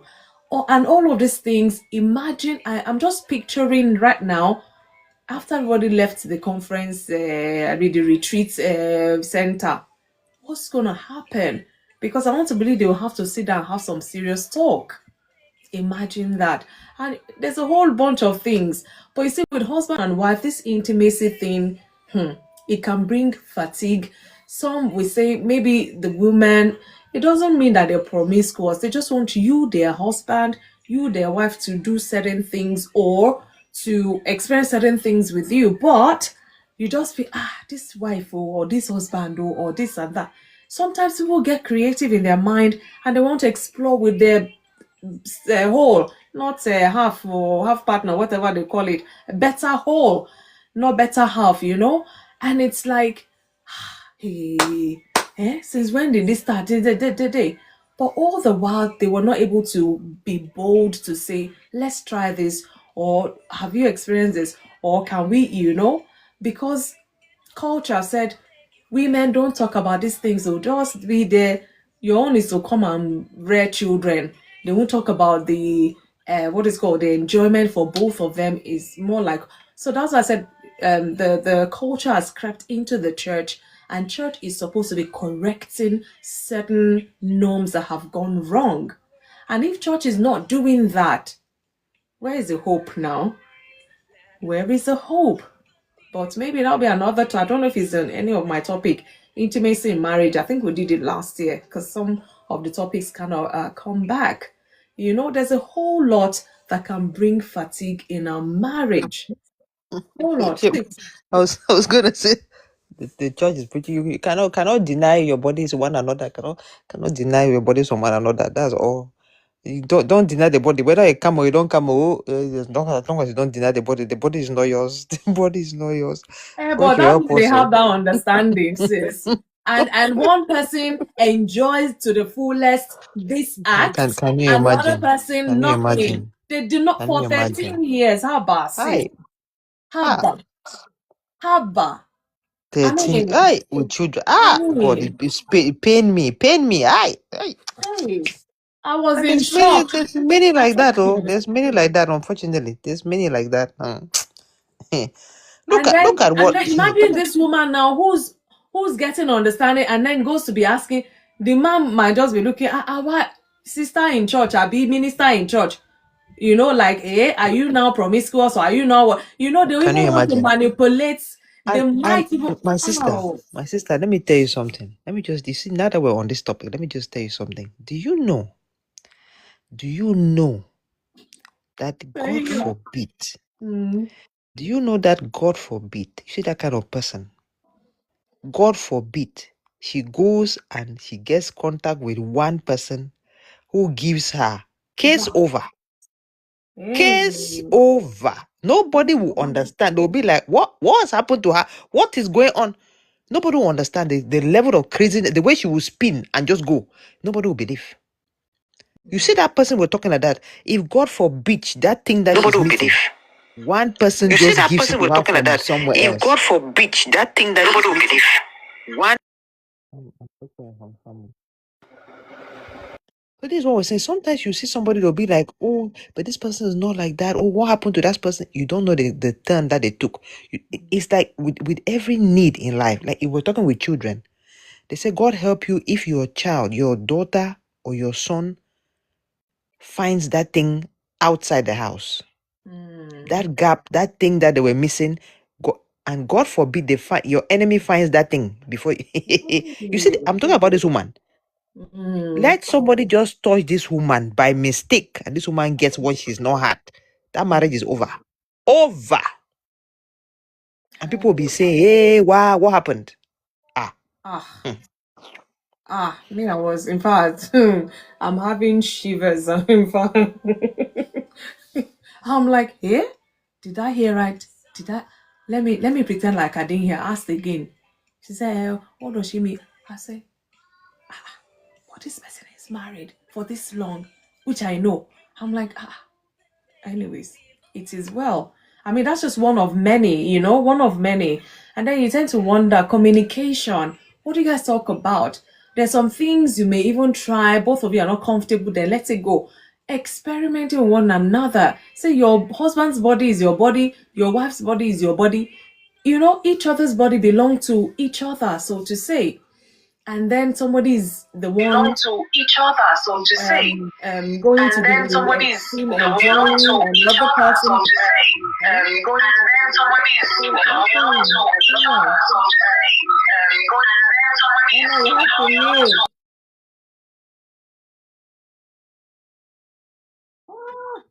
Thank you. Wow, too many. Is there no? But anyways, thank you.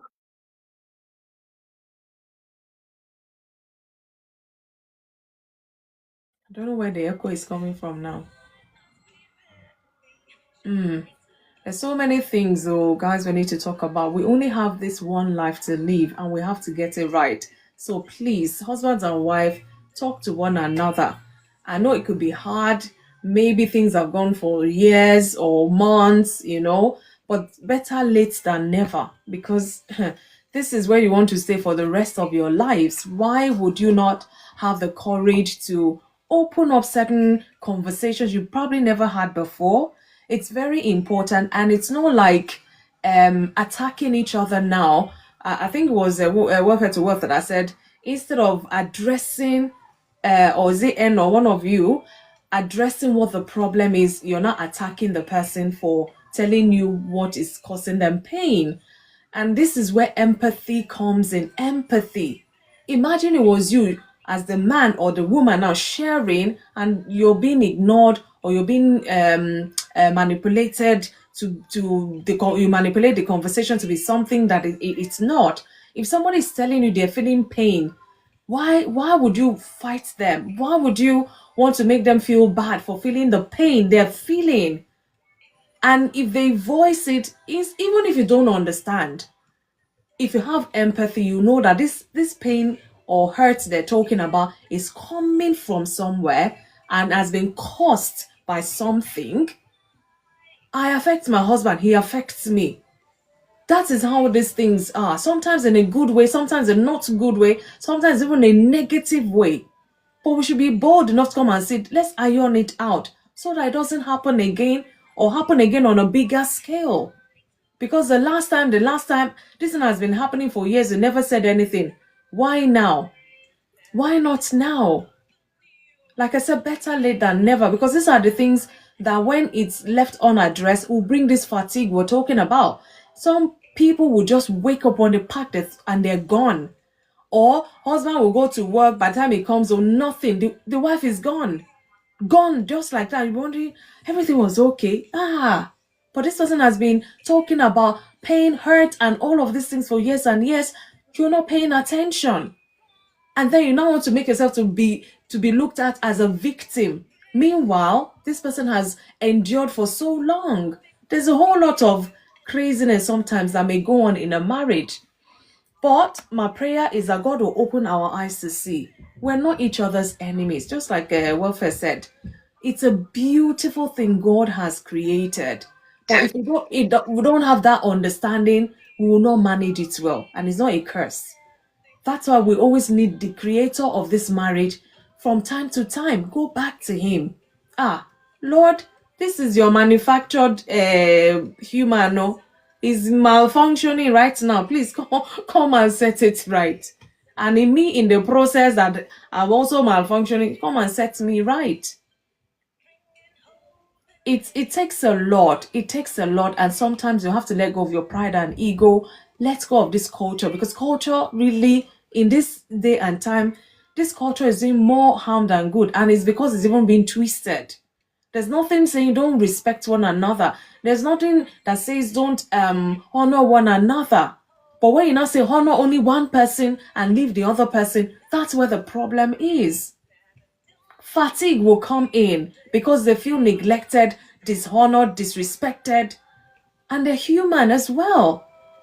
God said we are all joint heirs with Christ. First thing first, you are joint heirs with Christ.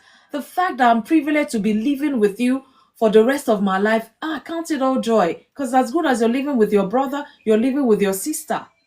And tell me if you would treat your own sibling that way, or if somebody comes and tell you that somebody is treating your siblings that way, you just say, don't worry, it's okay, all that. You will not go and fight for them. So why are you treating another person's sibling who's meant to be your sibling that way? I hope I'm not even confusing us some more. There's a whole lot to marriage, and if you can just get it, honestly. For me, you know the worst ones, the ones that really creep my skin. They are the people who do nothing on a normal day, and then when there's strangers around, visitors, guests, come and see them. Come and see them. Then they'll enter the kitchen. Then they'll be trying to help because there's spectators around. Those are the people who creep me the most. You see those people? They creep me the most. Those kind of people. And this is why you see domestic That means they violence know good to people. do, but they refuse to do it. Exactly. To them, it is a sin, This is honestly. why you see victims of domestic violence, they find it hard for people to actually believe what they are saying. Yeah, Because there's different color inside and there is show face color outside. I know. So people will be like, "Oh, but this man is always smiling, always doing what do you mean?" Because they don't know the other color. As the door shut, when there's nobody, another How color. do you want to plead your case when everybody saw that? You will not come and say this person doesn't help, they say your own is too much. And what do you want to say? Because they know what they saw when they came. They were like, every time they come to your house, this person is always in the kitchen. They're like, this man or this woman or whatever.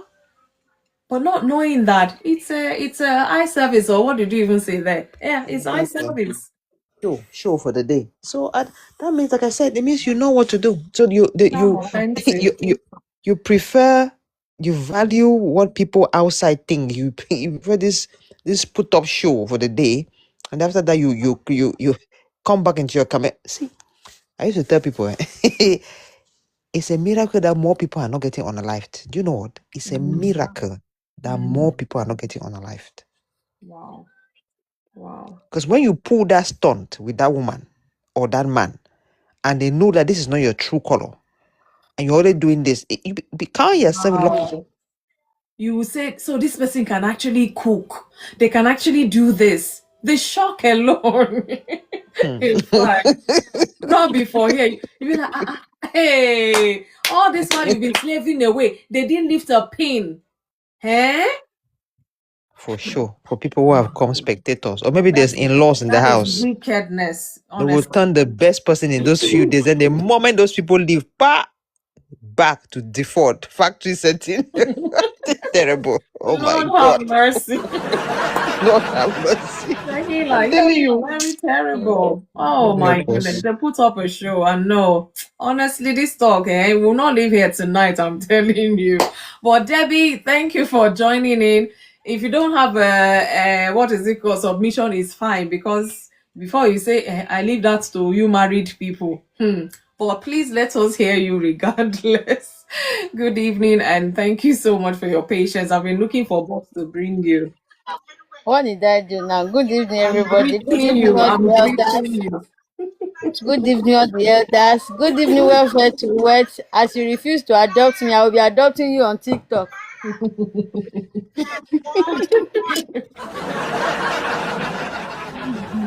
Oh, God. Wow. It is well. Interesting topic tonight. Yeah, I was just giggling here, like, hey, today, not today. Today, not today. Oh my goodness. Today, Wow. not today. Hmm. But it's okay. I'm happy. At least I am learning now that, well, there are some marriages that can work. As long as you use your head. See, I was saying to others at this afternoon, I said, "See, there's something I don't understand. There is school for nothing. There is school for if you want to be a military, if you want to be this and that. There is school for different things in life. Oh But yes. one thing that can ruin everything, there's no courses for it. There's no school for it. All of us, before we marry, we should go to school and learn human relationship. Hmm. Learn marriage relationship, marriage rules and expectation. Because at the end of the day, if you mistakenly pick am, you don enter am. That's it too. You don enter. Everything you have worked for in your life can be ruined within 2 minutes. What you gather for 20 years can be ruined within 2 years because you mistakenly pick the wrong person to marry. Hey. Now, when we talk about fatigue, everybody have said every. In fact, I Oh, was like, Debbie, I'm coming. Yeah, go on. wow, wow.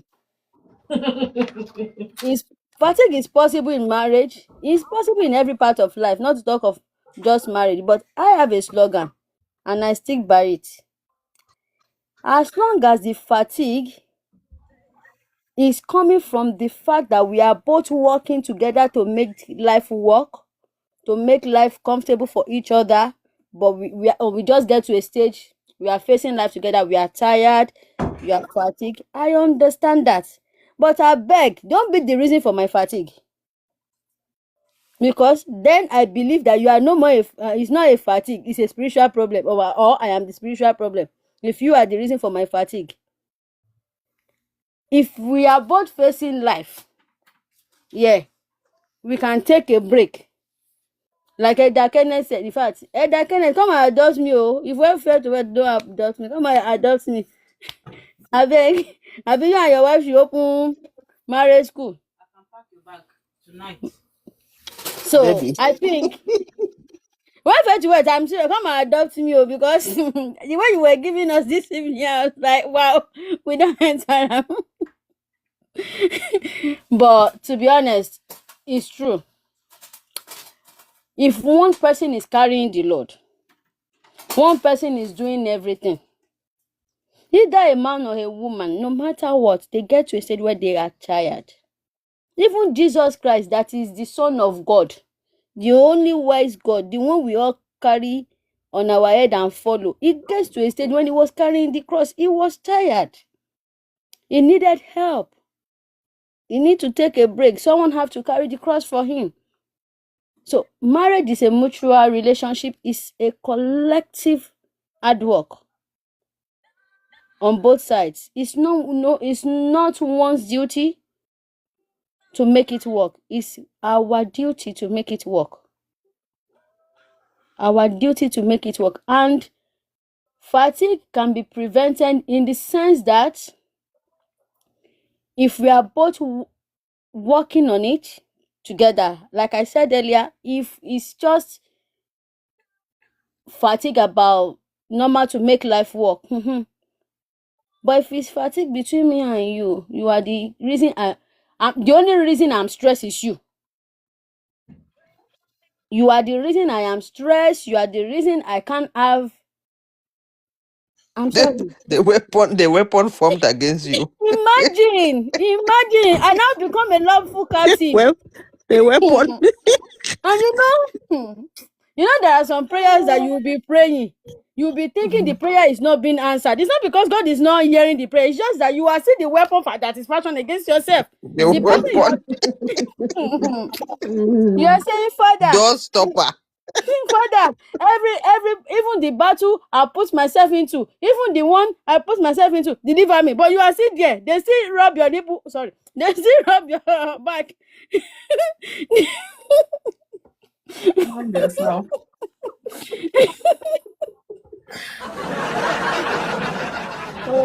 And I thought you would not call me tonight, so I thought.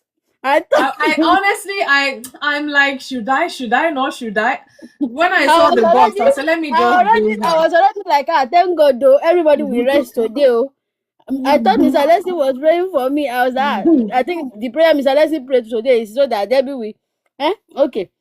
You are the one praying. I say, but the person you are praying, prayer you are praying is beside you. It's rubbing your back. Can you imagine? And there is no how you are doing it. As long as you are working against each other, they cannot work. Can two work together except they agree? Yeah. Yeah. You will be tired all the time. All the time. You will be tired all the time.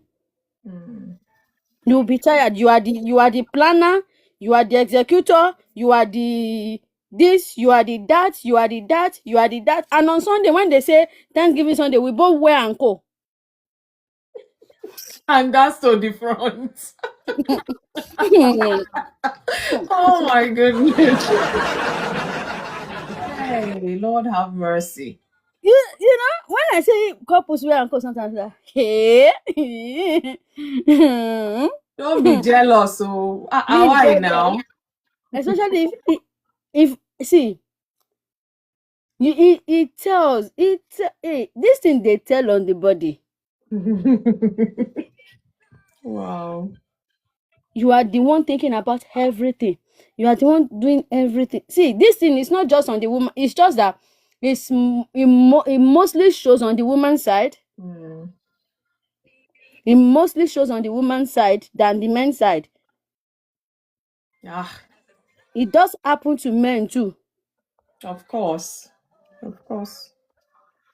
So You're I'll really say it can be prevented. soft work. Thank you. It can be prevented in the sense that you are not the problem between each other. You are not each other's problem. You are not the weapon fashioned against each other. That's what I mean by it can be prevented. But once if it's fatigue based on we are trying to make things work, we are working as a team. We are tired. One person can take a break, like Elder Kenneth said. That they send her away for there's no how she will come back and not feel refreshed. And and vice versa, they can send him away too to take a break. You will know when your partner is tired. You will know. They don't need to see. I'm sorry. Like what First West said the other. This thing is not some. If they really care, it's not something you should ask. Yes, sir. Autoimmune marriages.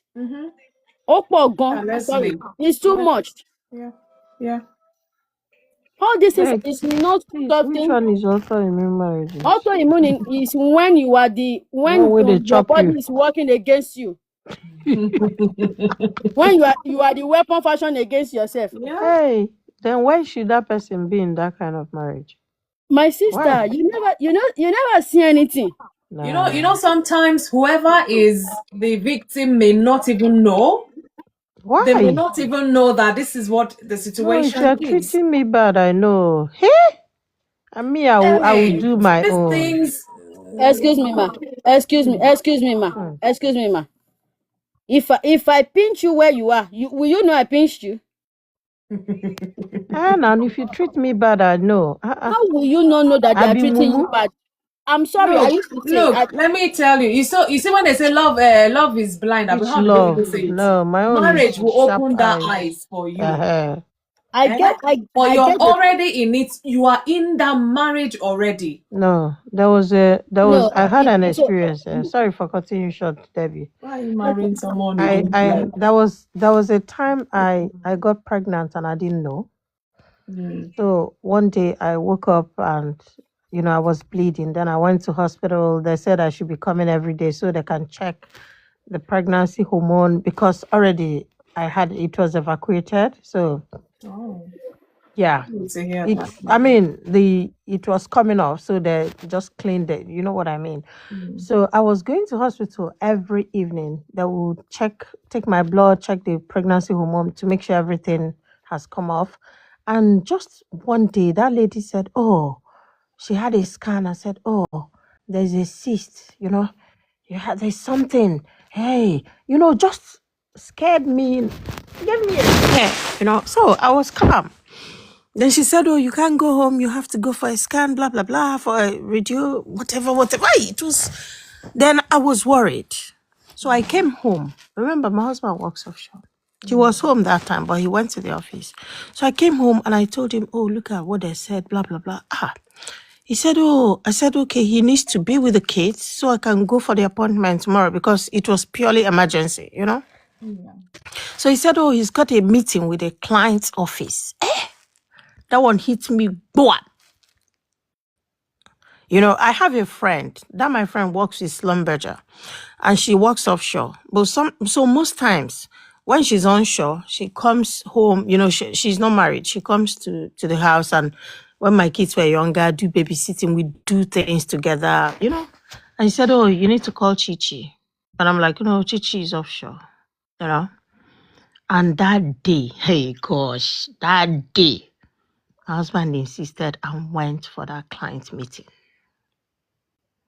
So I walked in. It's not just about holding the kids. I needed him to go for that appointment with With me. you, Ah, even. yeah, yeah, yeah. I mean, I just walked into the hospital. The man started the scan. I said, "Oh, yeah, I can see something fluid, something like that, fluid that came together." And I said, "Oh, when was the last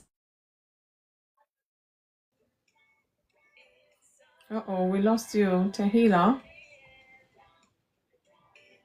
that the nurse should have told him that I Sorry, had a Tahila, we miscarriage?" lost you. You said they did the scan, they saw fluid. That was the last thing we Yeah, heard. the man said he saw fluid, like a cyst. Oh. And now asked me, when was the last time I was pregnant? So I told him I recently had a miscarriage. So he said, okay, that explains it. That normally this thing here, that the lady that sent me to him should have mentioned that I had a miscarriage. That is normal and it's nothing. So I left there relieved and all that. But you see that meeting where they go, hey, Gaia, that one enter. No, seriously. And I waited. Me, I know they quick sick. Say men, they quick sick. Because they carry stress. One day he said, "Oh, I'm going." They said I should go and do whatever in Alpine hospital. His own, they even sent him to private hospital. That day he go alone, no. Yes, so he went alone. Yeah. No, sometimes people don't learn. And it was painful to him. Mm. So Yeah. when he came back, we now sat down and talk about. I said, "Hey, you see how it is sweet. Yeah, you see how you felt deserted. Then me that was literally given a cancer scare. Wow. You get what I mean? It wasn't. They didn't say that was the scare they were giving me, but the woman, from the panic she was displaying, I knew she was really worried. Huh? Hey, your own is even higher.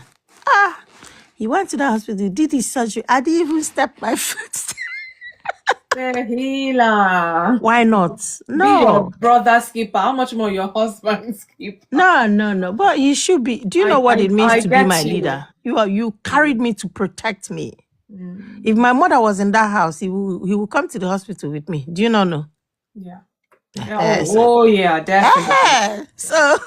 so that thing opened his now. Hey, I know they sick self. So everybody said so we had to nib it on the board instantly and carry on. Everybody will learn their own lesson. Sorry, my dear. Debbie, over to you. So every woman, I have the responsibility to keep myself safe. I don't think it's somebody's responsibility as well. But if they don't want to do it, it is my primary responsibility to make sure I am safe. There are things I can't leave in another person's hand. Thank you.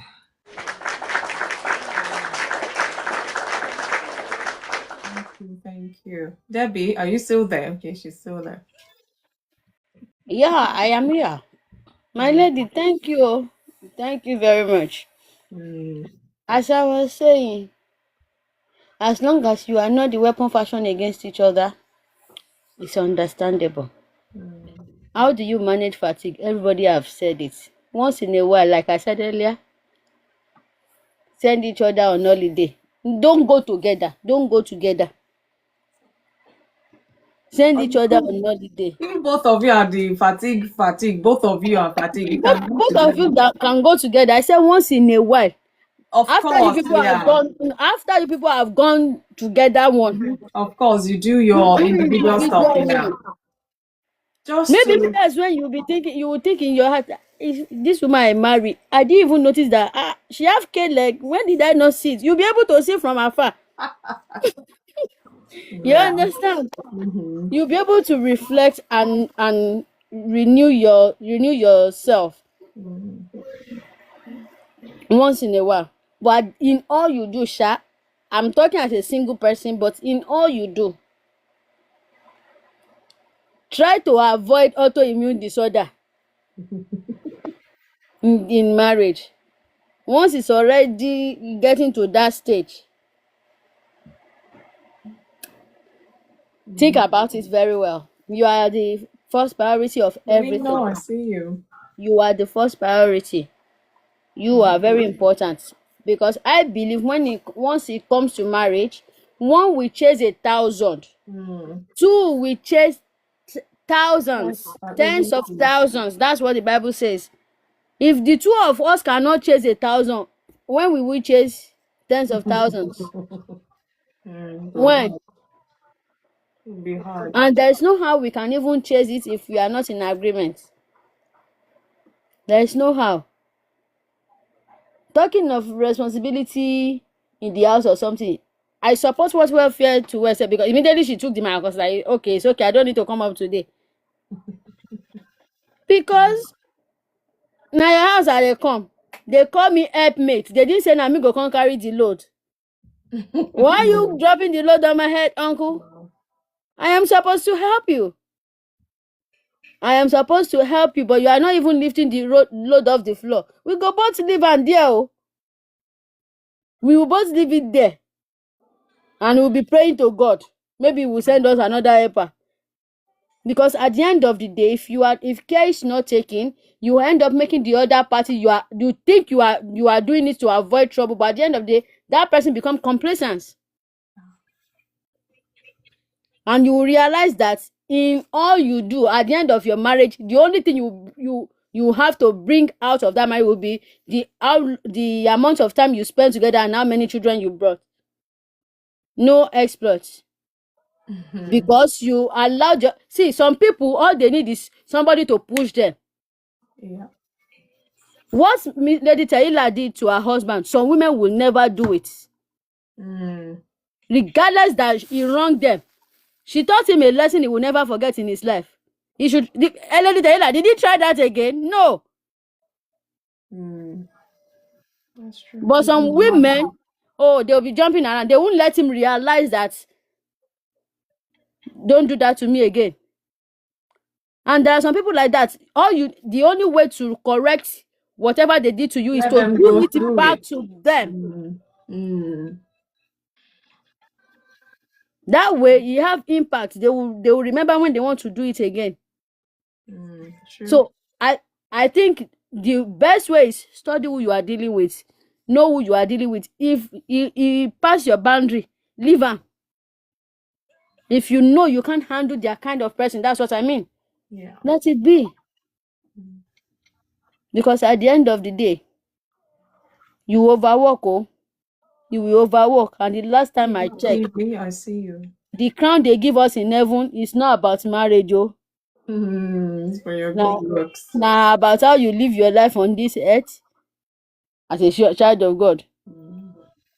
Are you married? It's not in heaven. If you decide to go early self, heaven is always open to you. You know, like I always said all the time, guard yourself, guard your life. After they kill that light, they kill it. It's only Jesus that went and came back 3 days after. We only have one life to live, people. Let's Yeah. get it right. Marriage is beautiful. It's beautiful. I'm looking forward to it. But at the same time, spiritually, morally, mentally, financially, be ready. Yeah. Be ready. You are important. Your life is important. You see that thing that is doing quick in your chest is very important. As much as you want to try, you want to make it work. If it's not working, don't let it get to the stage where they are saying good night, good night, good night. Anyway, that's it. Thank you, Debbie. I don't think I should. There's nothing else I have to say because a word is enough for the wise, and we've had more than a word tonight. So it's up to us as we make our bed, so we will lie in it. There's something called fatigue in marriage, and it can be prevented. And if you find yourself in it, it can also be managed. So either way, you have to do something about it. Coach Afi, I see you. Let me accept. Let's see if it will let you come up because we're just rounding up tonight. Thank you so much for joining us, even though you're joining us when we're about rounding up. Coach Afi, how are you? Good evening. We're still good evening now. Good about midnight. Okay, they left. Okay, thank you all so much. We don't have a tongue twister tonight, but I have a puzzle, which is a riddle, more like. And I'm still going to throw it out there. I beg, me will laugh more. Let's see all the answers that will come rolling in. And if you're a regular here on Inside, you will probably know this one because I've brought it here before. So I don't want to bring something too new. So, because I didn't realize this topic would go this late, but I just wanted to end the talk short. Can you imagine? Look at the time. But thank you all so much to everyone that has contributed. Elder Adegbenga couldn't, and he couldn't stay longer. He had to leave, so we didn't hear his submission about this topic, but we appreciate his stopping by. Thank you, Eno. Thank you, Leslie, Debbie, Welfare to Wealth. Susan, thank you. Shan, thank you if you're still there.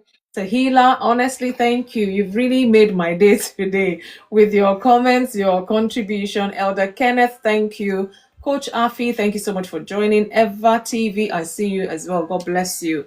And I can't remember who's dropped off as well, but to everyone, honestly, God bless you. Thank you so much for making Inside insightful. All these topics without you, I don't know if I would have done all of the justice to it really, because my own experience too is kind of limited as well. But we thank God together we come, rub minds together, reason together, and we go home happy and knowing what to do in case we find ourselves in any of the topics we have been discussing so far. And I pray above all that we remain Holy Ghost catered, because the Holy Spirit that can see beyond us and even can tell us certain things, how to manage certain things, how to prevent certain things before they even happen. As long as we can hear him, he's there. He knows the beginning from the end, from the all of that he knows. Even if you feel you've married the wrong person and you're in that marriage, he can guide you such that you will still enjoy the essence of that marriage, as long as you're willing to yield to his instruction, his guidance. Honestly, you find out that life can be easy. But pride, ego, all of those things get in the way. And this flesh, really, God will help us to put our flesh under and stop suffering ourselves needlessly. Sometimes it's needless, all the sufferings or issues we face in our marriages. But above all, know that fatigue do happen. It can be prevented. And if you're finding yourself in it, it can be managed as well. As long as we care for one another, we pay attention. And if there's anything to be renewed, let's do it as much as possible so that we will enjoy our marriage relationship. So, my puzzle for tonight, actually from pam pam pam pam. Let me look for that sound if I can find it.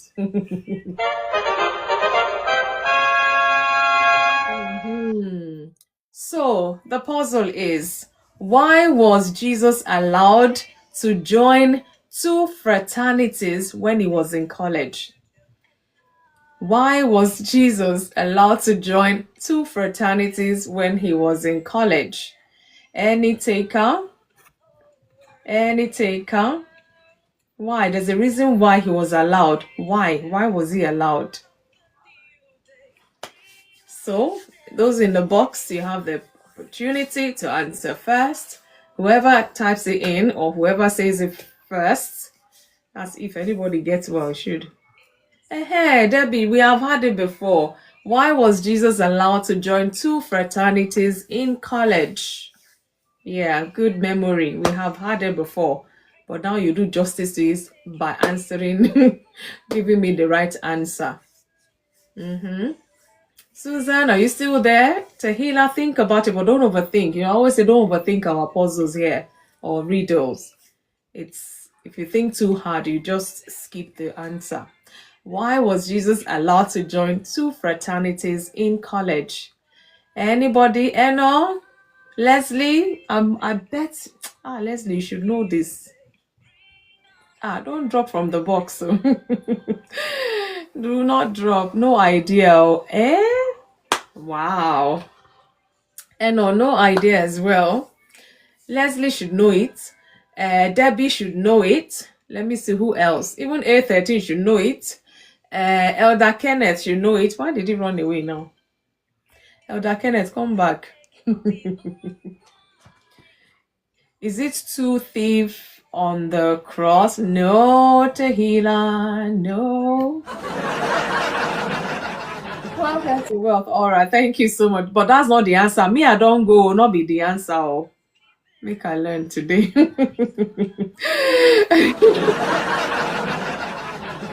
Why was Jesus allowed to join two fraternities in college? I can't remember the answer. Oh. Okay. But that is not the answer to Debbie. Leslie, are you still there or you're busy? Jesus go college. Tahila, you're I can see that you're a typical Nigerian person. It's only a Nigerian person that will answer question with a question because it's Alpha and Omega. There you go. Because they could see that he is both the Alpha and the Omega. See, he wasn't just in Alpha fraternity alone. He was in Omega because they know who he was. Thank you, Debbie. How did you remember? So what joggled your memory now? Tell me. What did you say? I said, how did you remember? I remember during the time we had this post, we were talking about something about he was there before something, and then he was still there. This and that. And I was like, it can only be one thing. I just said, let me try that. Actually, it's not because I was sure. Okay. No, it's not because, and I was not sure. I just said, let me try. Tahila, are you convinced now or confused? Yes, let me hear you. Yes, I am. Okay, so that's the reason why he's both Alpha and Wow. Omega, so he's allowed. Thank you, Debbie. Thank you so much, everyone. Time is fast spent, but I really appreciate everyone. Thank you so much. God bless you. Have a lovely night. We'll be back on Monday where we'll talk about individual topics that individuals need to tackle so that they can keep enjoying the essence of living as well. So remain blessed, enjoy the weekend, and self-care, people. Self-care. Nobody can look after you as well as you yourself. So look after yourself and look after your loved ones. God bless you. Enjoy the night. We'll be back on Monday, 8 p.m. UK time by the grace of God. Good night, everybody. Thank you, Tahila. Thank you. Welfare to Wealth. Thank you so much. Leslie, thank you. Shan, thank you. 813, thank you. Let me see who else is there. Elder Kenneth, thank you so much. Ever TV program, I see you. Thank you all. God bless you. Good night, everyone.